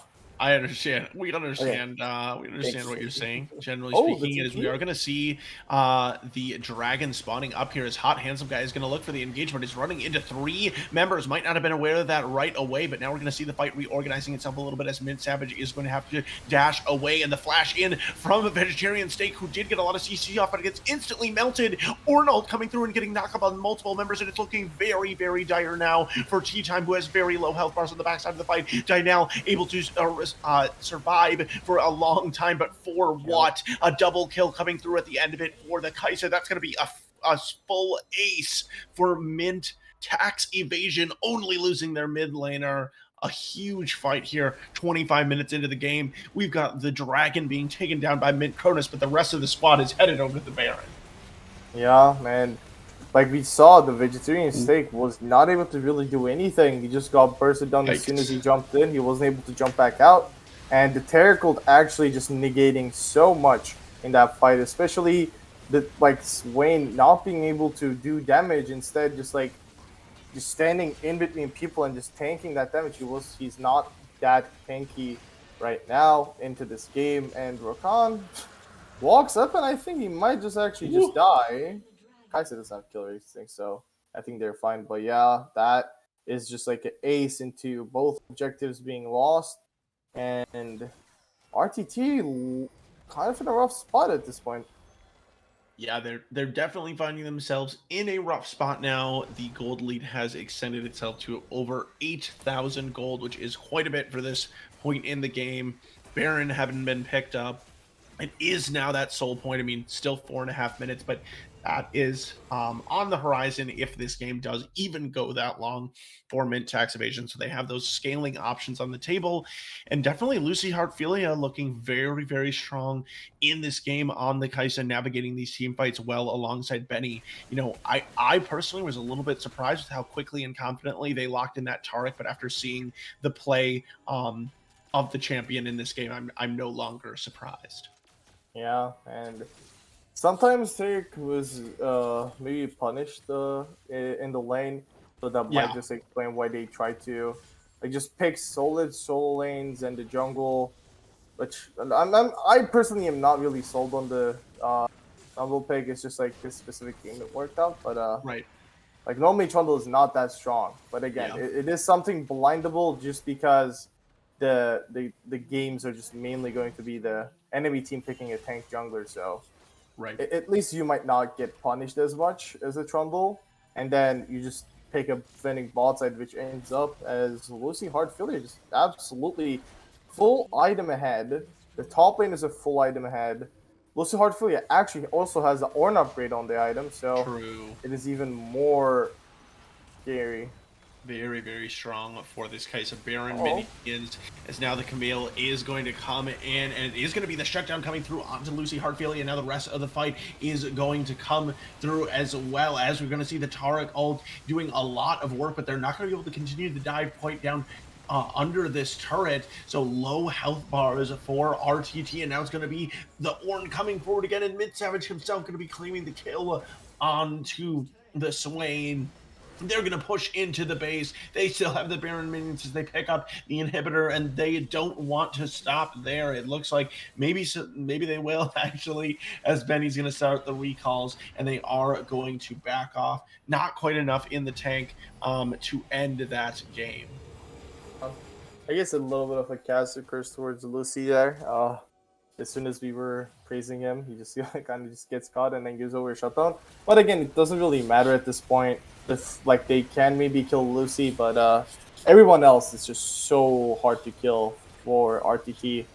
Like Ord is barely taking any damage. Mint Chronos after he ults the Udyr, barely taking any damage. And Surgical, if they engage on Lucy Heartfilia, they don't really have anything left to really get on top of Surgical. So he is just fine there, just using his Qs, using his groundwork, ground, and then just like it's so hard, even if they kill Lucy here, which kind of shows how doomed this game is. Basically, you just kill the most fed member on the enemy team, and it doesn't even matter. And yep, and now handsome. Looks like the Udyr is going to be able to do what Udyr does best and run really fast. But this time it's going to be away from the enemy team. Now back into the enemy team. Going to get stunned up. Going to get knocked up. Going to get taken low, but not going to go down. And now we see the rest of the engage coming through. But it just doesn't seem to be enough damage from Tea Time. Can they make anything happen as Savage is going to pick up the first kill of the fight. And now Chronos going to follow it up with another. Mr. Dies a Lot going to be next, and everybody, it seems like, getting in on the party. They don't even need minions. They've got tank stats, TPs coming in just for funsies, and that is going to be the end of the game here for Mint Tax Evasion, who will send us to game 3. Maybe Hot Handsome gets a penta, you know? Yeah.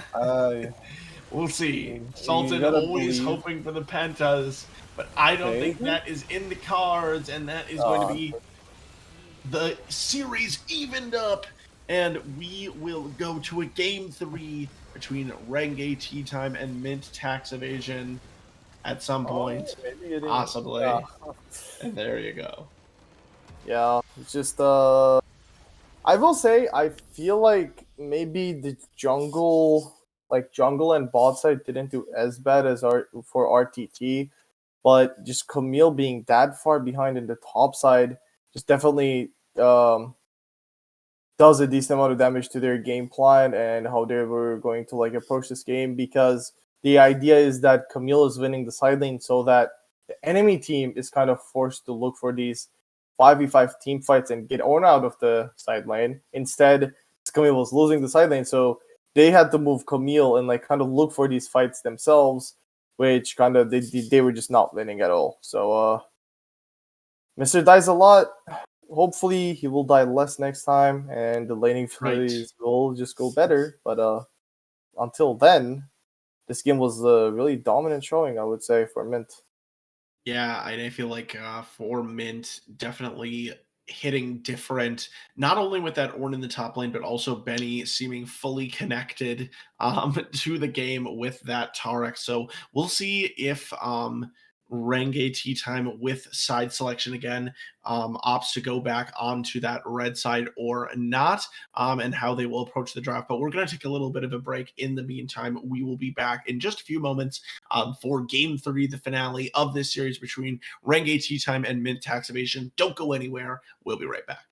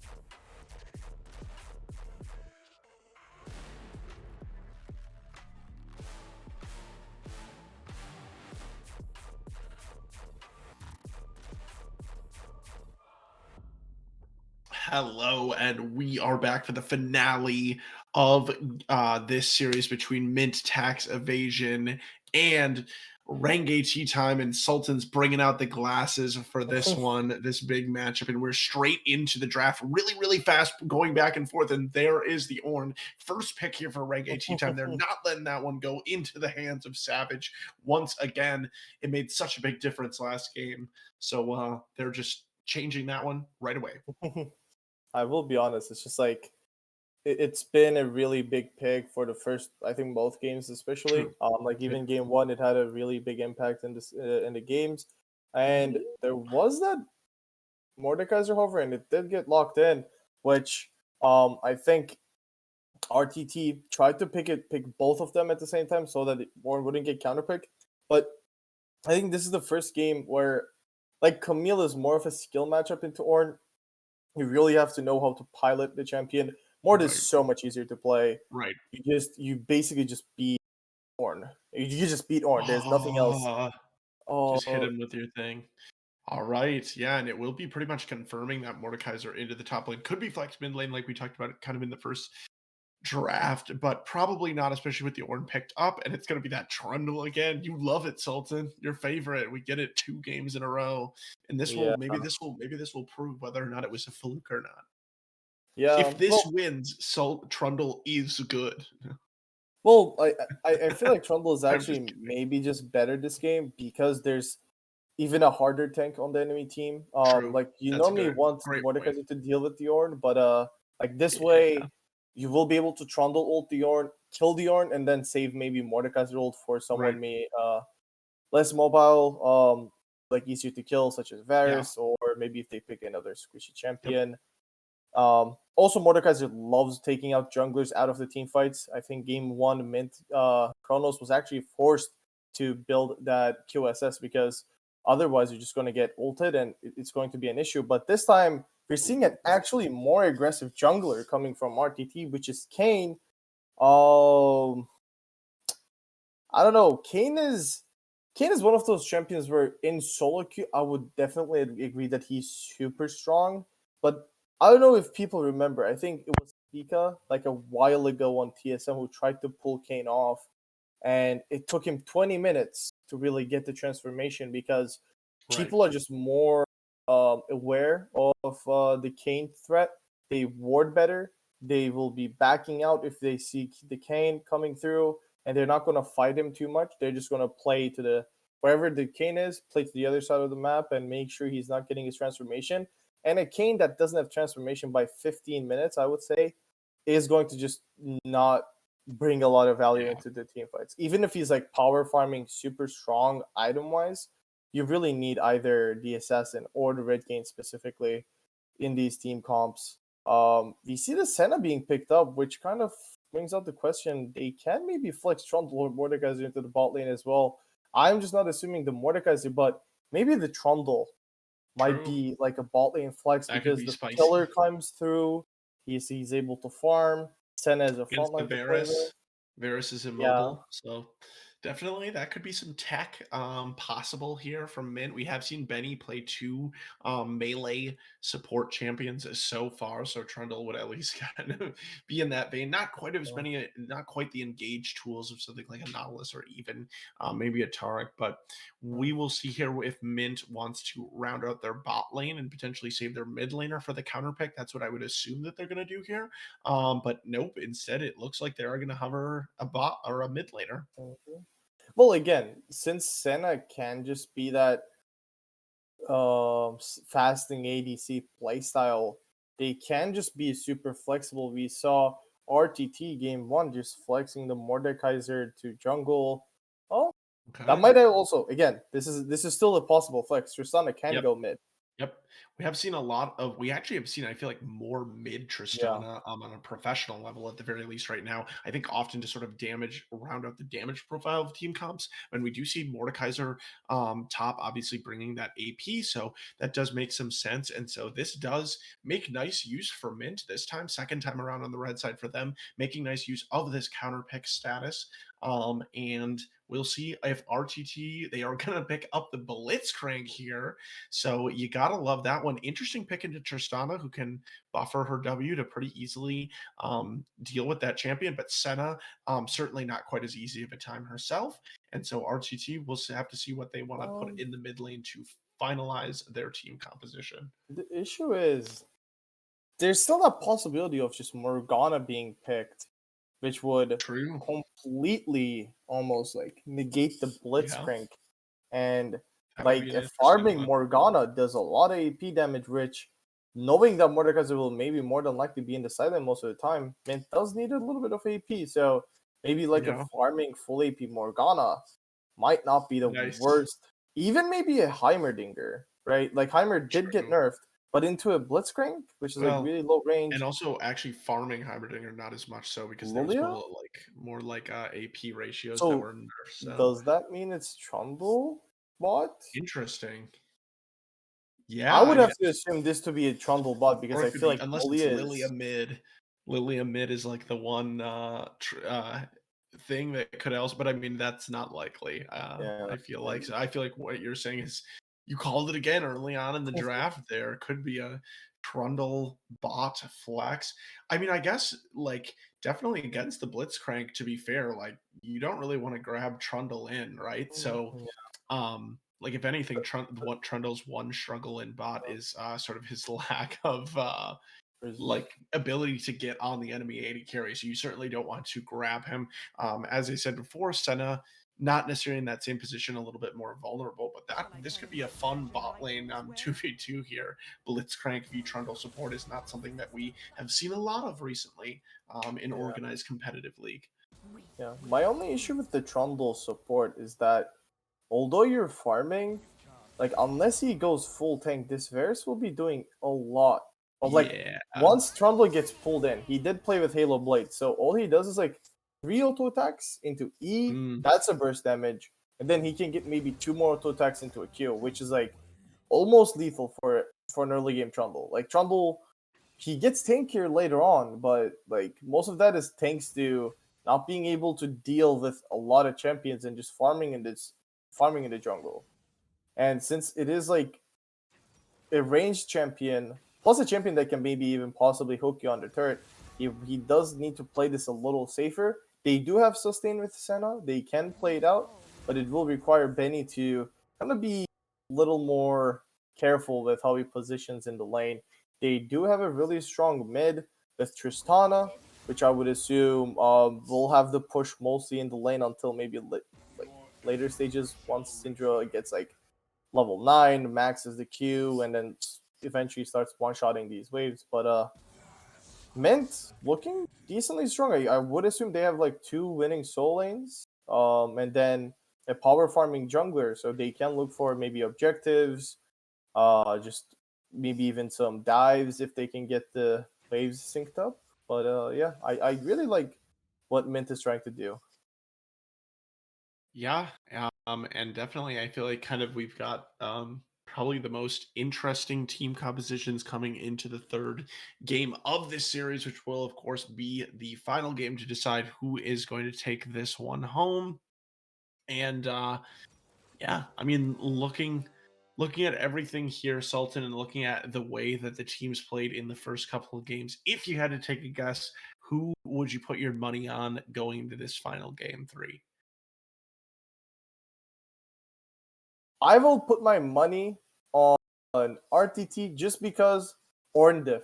This the Orn True. pick, undefeated this That series. has been the common Walter Bot denominator. had an like really good game one on Varus. True. They do have ways to make the plays if this Kane doesn't get demolished early on, because his laners will not have prio, so he might just get invaded and just kind of be put in an awkward, like in a rough situation. If that doesn't happen, my money is on RTT. If it's the other way around, like it will just really hardly depend on Hawkeye Handsome, but I believe in him. Even last game he was trying to make the plays and he actually made it work for the early game specifically. So I'll put my money on the Hawkeye Handsome. All right. Well, let's see here. We're going to go into our spectator delay. When we come back, Renge Tea Time will take the blue side again against Mint Tax Evasion on the red side. You don't want to miss the game 3 action, so stick around.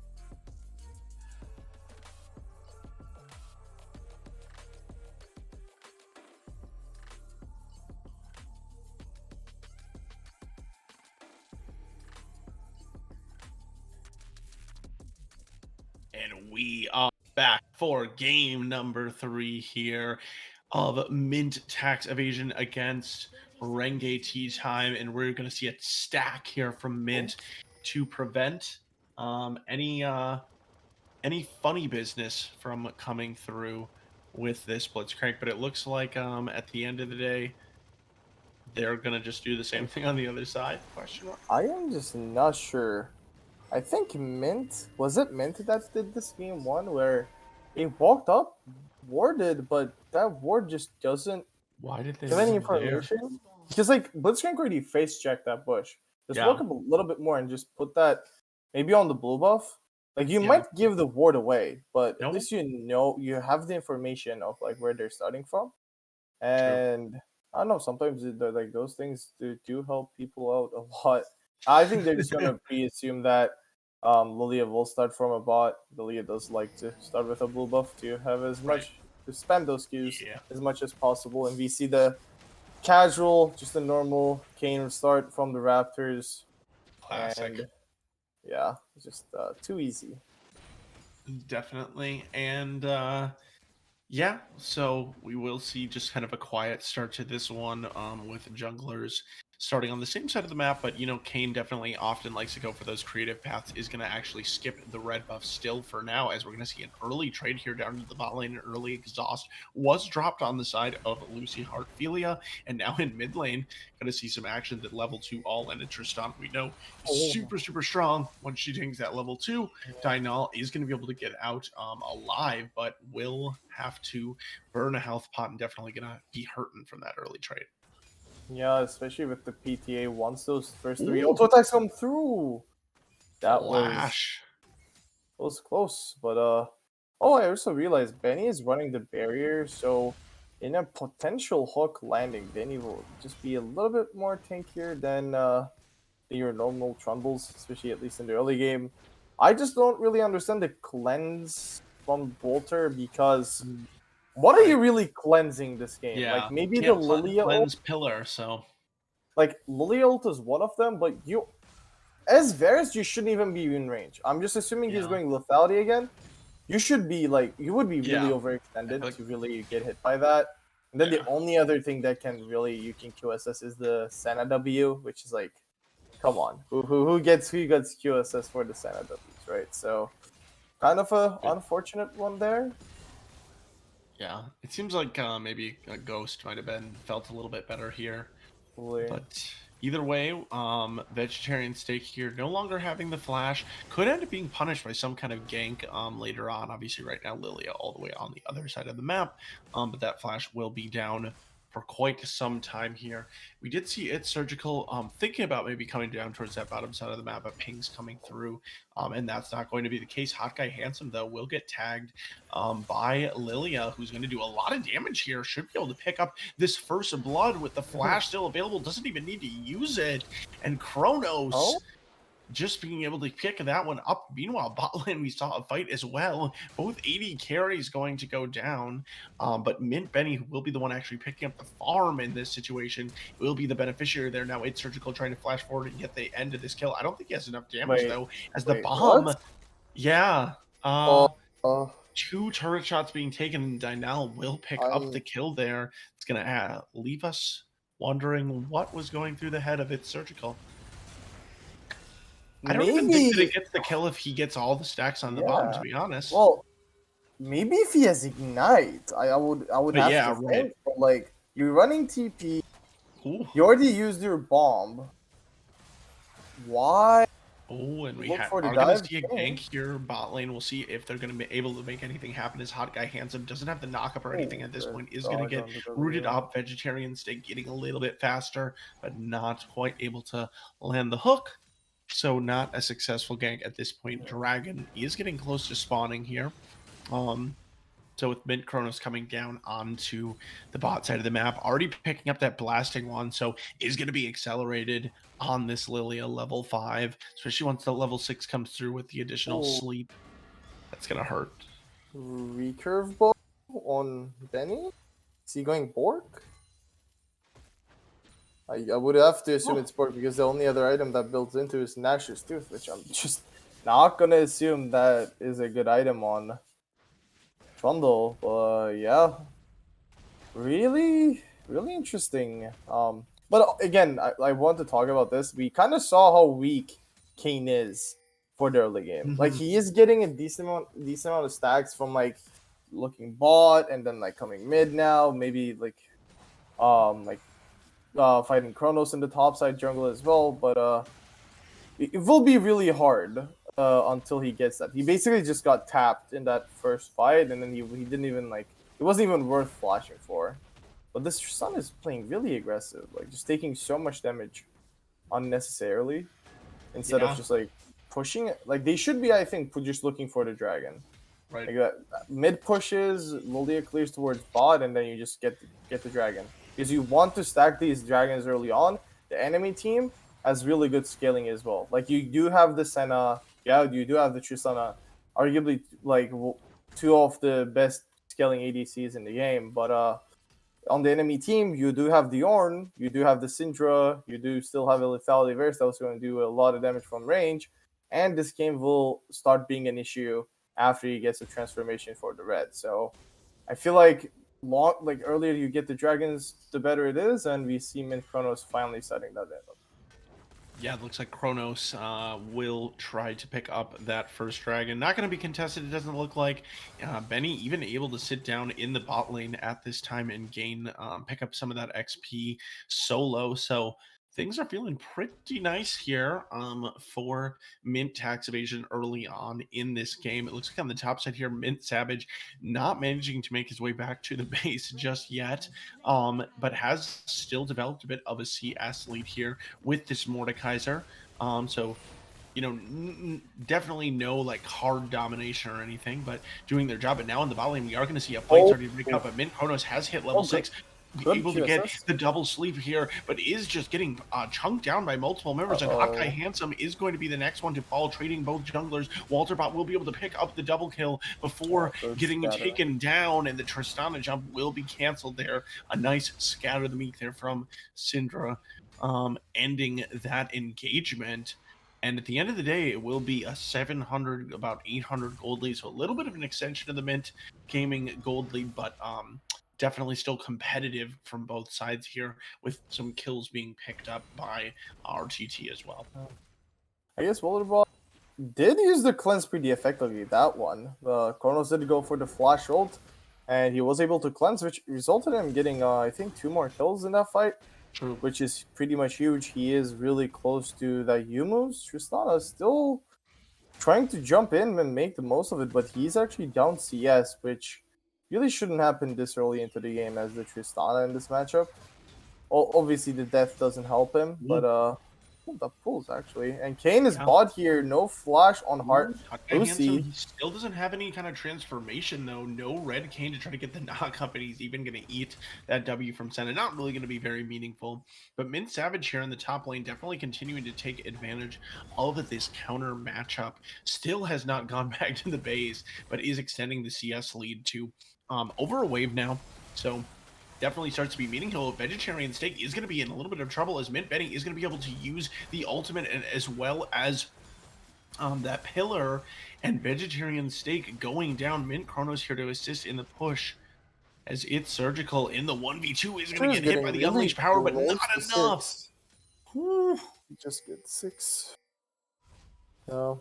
If Walter would like hit level 6 a little earlier, he might have been actually like turned that fight around. Corruption definitely would have been big there. But as it stands, it is going to be just 1 kill picked up for Mint Gaming, who do extend their lead now to over 1,000 gold, but also still a pretty relatively close game. And Hot Guy Handsome still looking for that transformation. I mean, we talked about Sultan, how, you know, if he doesn't get it by 15 minutes, then it's really a problem. You know, is there what's a good timing to get it at typically? Well, I would say 10, 11, 12, like any, like the early 10 minutes, like early into the 10-minute mark is really well. 15 minutes, if you get it by 15, it's kind of fine, but if it's delayed after 15, then you're just kind of looking to have some issues. And Savage finally got the chance to go back, completing the full Rylai's on that first back, as Mr. Dizalot is going to be slowed down here. Now it's going to be a 1v2, but Mint Savage still likes these odds, as he's going to almost take down Mr. Dizalot, who has to now flash out, and it's going to be Hot Handsome Guy Kronos arriving to pick up the last kill hit. on that kill, and we see now Mint Savage just the power of this counter pick into the Ornn, already completing that full first item and really dishing out the punishment even in the 1v2. Bot lane though, Benny is now going to get grabbed up. Chains of Corruption are also going to keep him in place for quite a while, going to pop the barrier to keep alive for as long as he can. Now Chains of Corruption is going to go on to Lucy Heartfilia though, who's really, really low, very squishy on this setup. Flash forward from Walterbot, it's not going to land, and now we are going to see the exhaust going on to Walterbot. The hook going to miss. Lucy Heartfilia still able to walk it out. Nice fancy feat from the Senna in a fight that looks like it really should have gone the way of the RTG bot lane. Did he flash Q trying to kill the Trumbull? Because it is really interesting. It's Surgical has arrived here in the bot lane. All cooldowns available in Walterbot. Going to be taken down. It's Surgical jumping forward to excuse me, this is not what you want if you're Tristana. Going to have to flash away. So going a little too far, but we'll be able to pick up that first kill. That really sucks for Walter there. It's just Speaking of really sucks, Mr. Dies a lot is going to be in a tough position. No flash, no ability to get over the wall, and this is just going to be a slow burn. And the kill picked up by the Mordekaiser is going to be the first one of the game for Mint Savage, and this is going to be the first time that we've seen Ornn really in a feels bad position so far this series, Sultan. Yeah. This is the issue with this is where you want him. Yeah, this is where you want him, and this is kind of the issue with drafting Kayn with basically 2 losing lanes. Right.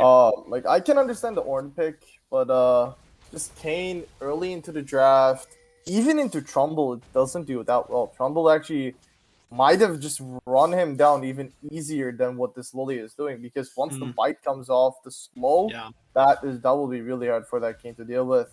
And we see like he went top trying to cover Mr. Dies a lot, guide himself instead. Like it is just super hard to really facilitate that champion. Plus with no enchanters. Like normally when Kayn was meta, it was normally paired. Benny is just going to get totally burst out here. Walterbot is going to pick up the Salt Down in gold. And as you pointed out, that's going to be an additional 300 gold into the pocket of this Varus, who is super impactful first game. Huge W, right? Or a huge E, sorry, from Lilia there. But not able to follow up, unfortunately, because the rest of the team isn't there. Mr. Dies a lot with a nice interrupt. But again, nobody able to take advantage of these random mechanical plays by players over the map, and it is going to be the Dragons evened up 1-1. Oh, and you also see, although Surgical has not been playing the best game of his life, you see how Tristana just demolishes these type of games. He just took down the mid-third before the 14-minute mark. They did, I think, use the Herald if I didn't see that wrong, but again, it's just like the new Herald doesn't really help that much. Like it does, I think, 1.5 damage, which is like 1.5 plates. And the Storm is kind of doing its magic again. Looks like the mid laner, looks like It's Surgical just needs to reconnect, so it's not like a full disconnect. It looks like I think he's already reconnected. It's just maybe the delay for us. Not sure.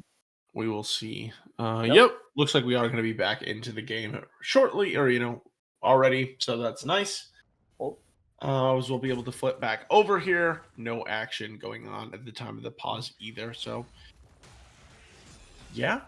both teams just going to be farming for a bit. We don't have any more objectives coming up for quite a while here, actually.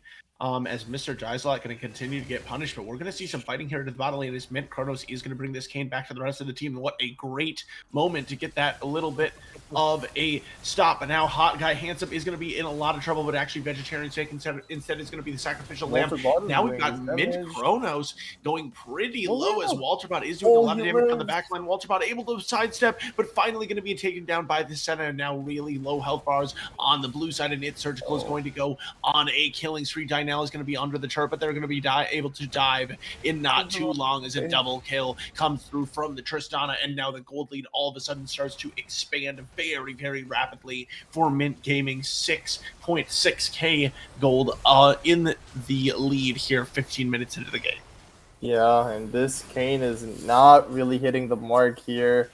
Yeah, as I mentioned, this is like if this Kane can survive the early game, Yeah. like RTT really actually has a decent chance of winning because this Varus is actually not doing that bad. Like in a 2v2 Yeah. situation, it is actually not that terrible. We do see the transformation finally coming through, plus the gorging crew being finished.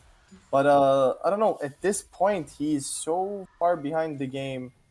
Most of the people are like the lowest gold on the enemy team is up almost 900 or 800 gold on this Right. Kane. So it is really rough spot to be in. As Ooh. this Kane and Ornn is just gonna Yeah. get solo killed. That was a really bad flash. Just save your flash. Everyone in the chat, just save your flash at that point. You're gonna die either way. And Yeah, not looking good, definitely for oh, Mint Savage though good is gonna ult. overstay a little bit here, or kind of a That is lot another bit. shutdown. We are gonna see, yeah, another 300 gold shutdown could potentially Oh, the go over Kruger to either Thor. Walterbot or Hot Guy Handsome here, Does it? and it is going to be the Kane Big. kicking up the shutdown. So, we were just ragging on how far behind this Kane kind of was, just finishing off this transformation on into Rost. But that With will be pretty helpful. In the mid lane, though, we are going to see the mid lane turret just getting beaten down on by Mint, who does not want to stop the pressure at this point. They're going to extend their vision into the jungle of Renge tea time and try to, oh, they're kind of overextended. The Senna yeah. might be in some trouble. The Flash gets Ooh. burned. They do have the They do minion have wave the to Flash protect on against them. Blitzcrank, so they can look for Blitzcrank something. is going to Oh, he grab Lucy lanked it. Heartfeely, and that is going to be the Senna picked Another up. And now 600 It gold. Surgical still has the rocket jump available to get away.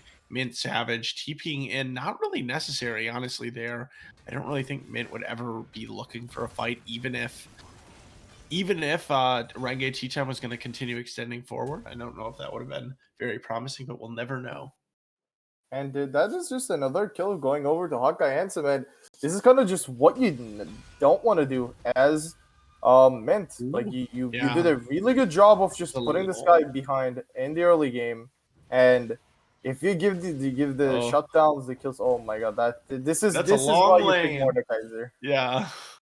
It's a long, long lane there for Mr. Dizelot, and he is just going to get run down by that Rylai's Crystal Scepter, doing a lot of work here for Mint Savage, who has really taken control of this top lane matchup in the last two games.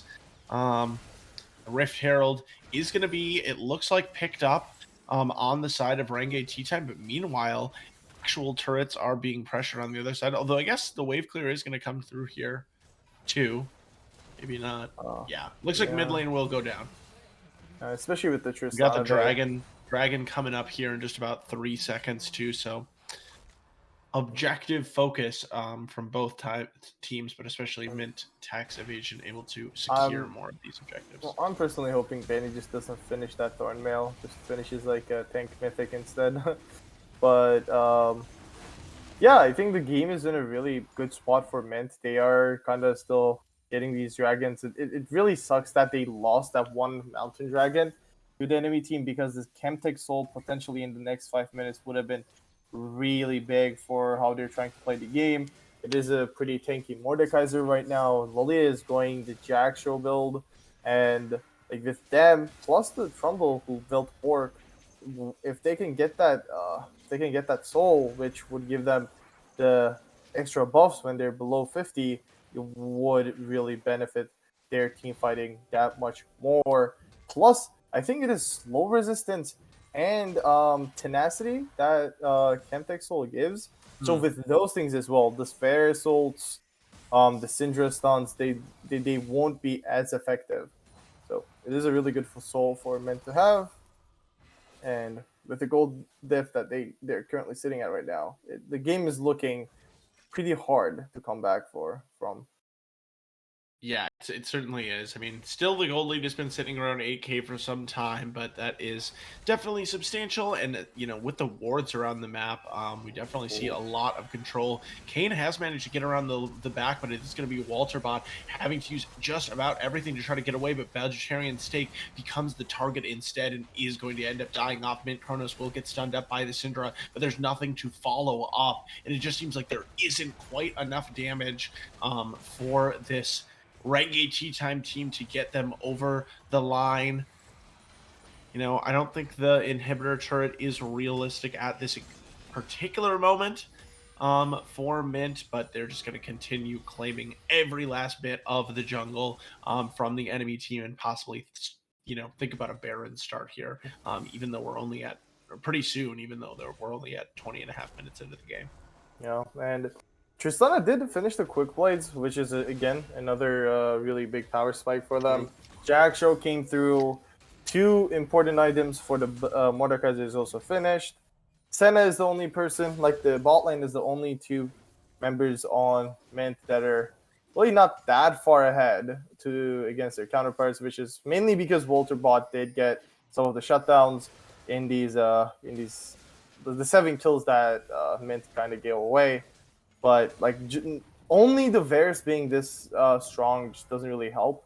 The Syndra, he did not have a bad laning phase against the Tristana, but eventually Surgical being able to get those kills off the roams and getting the turret gold, it just eventually puts him at a decent lead. But actually, almost a 2.6k gold diff just for Surgical. Ooh. He is extremely fed, by far the richest person in the game.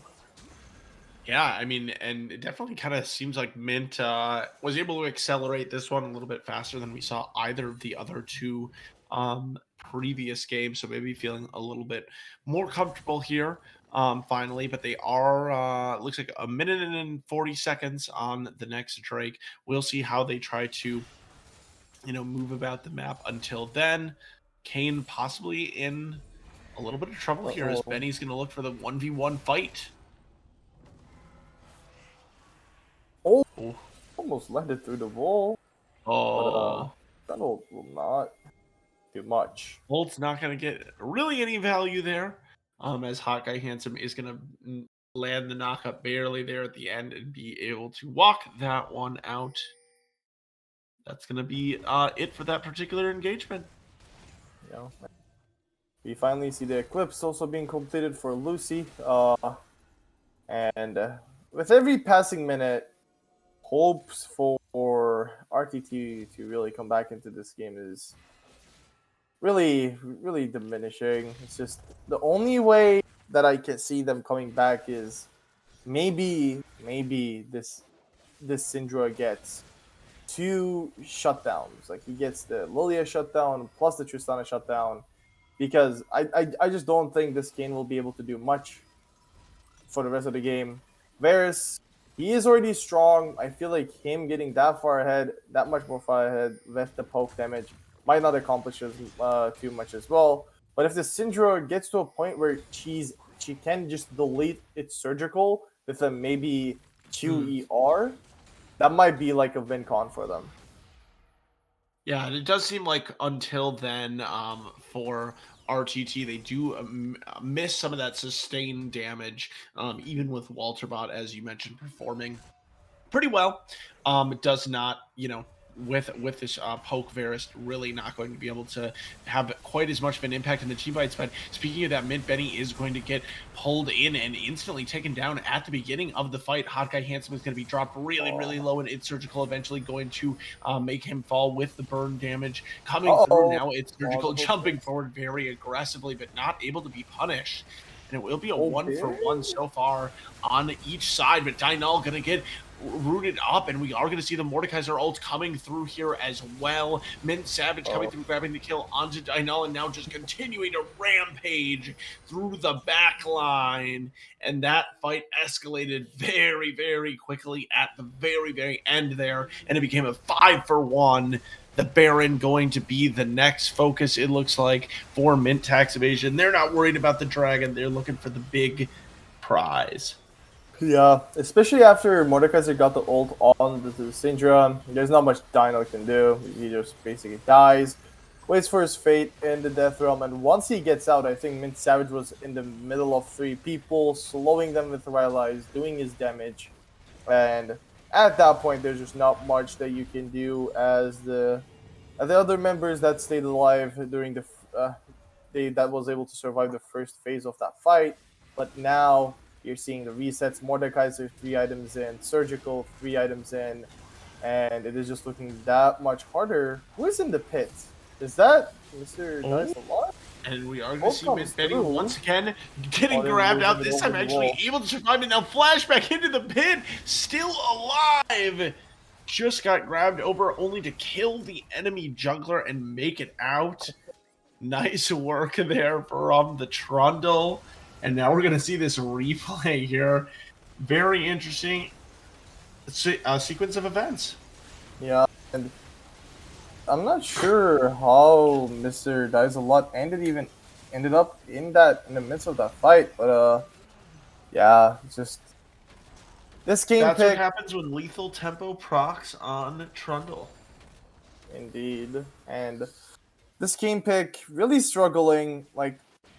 Uh, I think if they were able to maybe have this Kane not this far behind and just maybe power farming, they could have even with maybe like a really late transformation, they might have been better. But like the fact that he didn't get the transformation for a while, plus died, and he wasn't able to really bring anything to the table for I don't know close to 20 minutes was probably just rough for his team to play the game because Ornn was just losing the lane straight ahead just because of the matchup.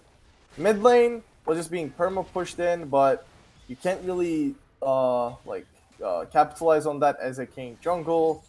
And then bot lane was just kind of a fiesta. Both lanes just trying to play as aggressive as possible, but it didn't really work out for RTT in the end, and they're just kind of waiting for the inevitable at this point. Look at the Tristana just shooting the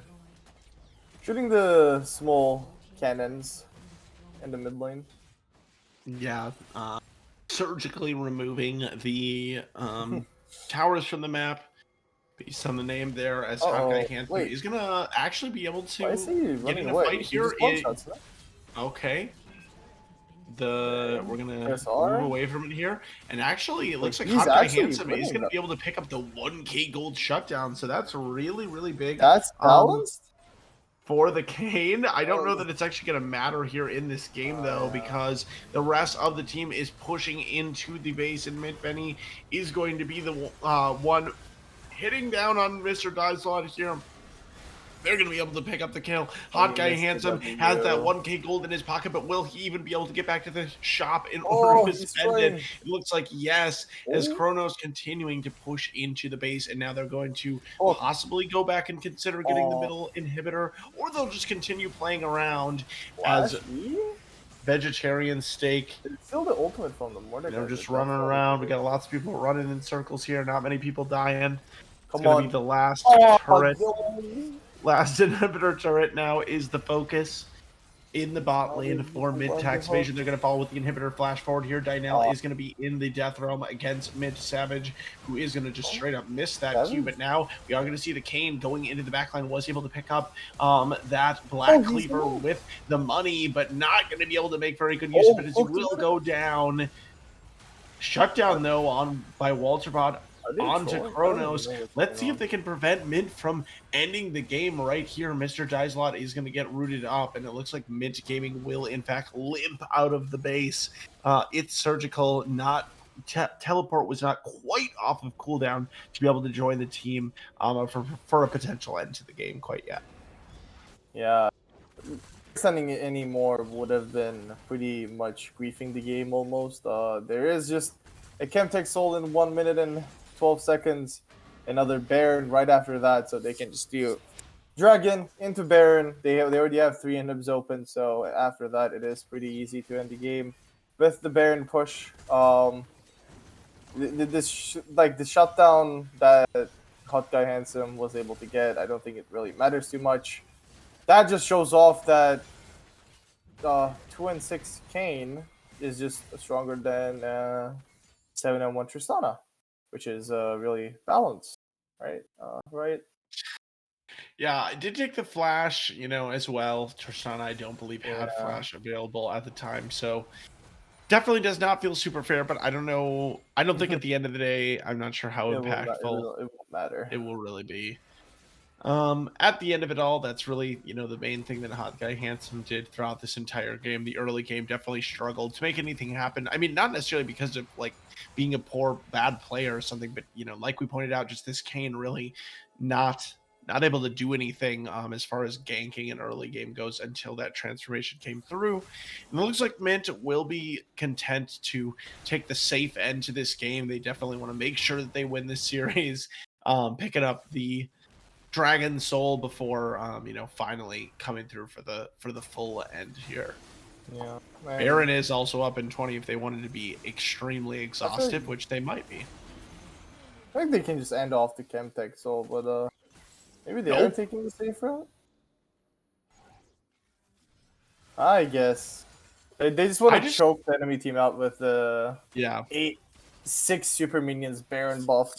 Yeah. With basically no real good wave clear this time. Yeah. I think last time at least it was like Victor and Zaya. Now it's like Lethality, Varus with Syndra. So they are getting Ornn components, which is like maybe question mark, but maybe not too much. I was gonna say I feel like there is an argument that the minions are pouring into the enemy base automatically, sort of funneling them some gold. So it does give your opponent a little bit of ability to come back into the game. But at this point, we're looking at a 13k advantage. That's really substantial.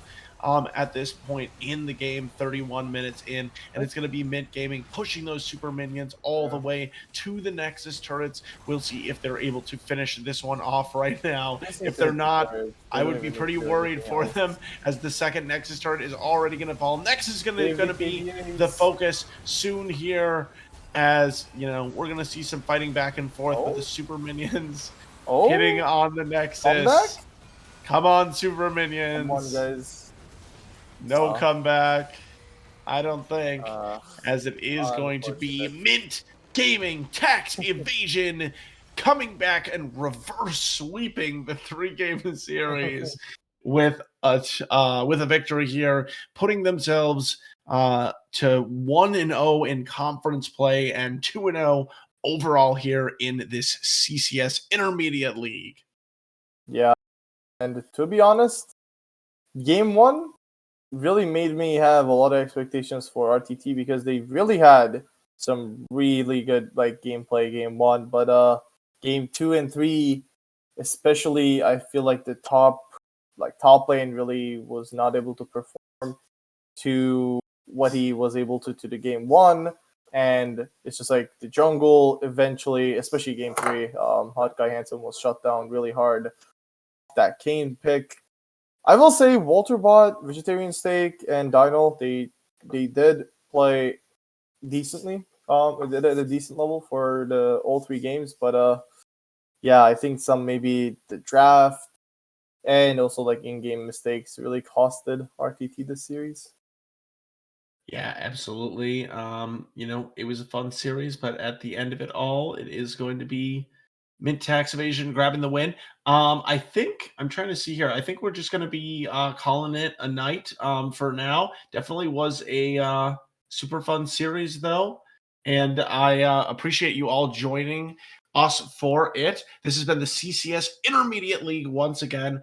I am Elsa the Queen, and I've been joined by Sultan. Thanks for being here with us tonight, and we will be back again next week with some more awesome League of Legends action. We will also be back tomorrow night, I believe, for the CCS Novice League, and then Friday for CCS Advanced, which, someday you might even be able to catch Sultan's amazing play on that one. So we'll see. But until next time, I've been Elsa the Queen, joined by Sultan. Shoops has been our producer, doing an awesome job tonight. So huge shout out to him as well, surviving the snowstorm alongside myself and the Mint Gaming players. So see you later. Have a great evening and stay safe.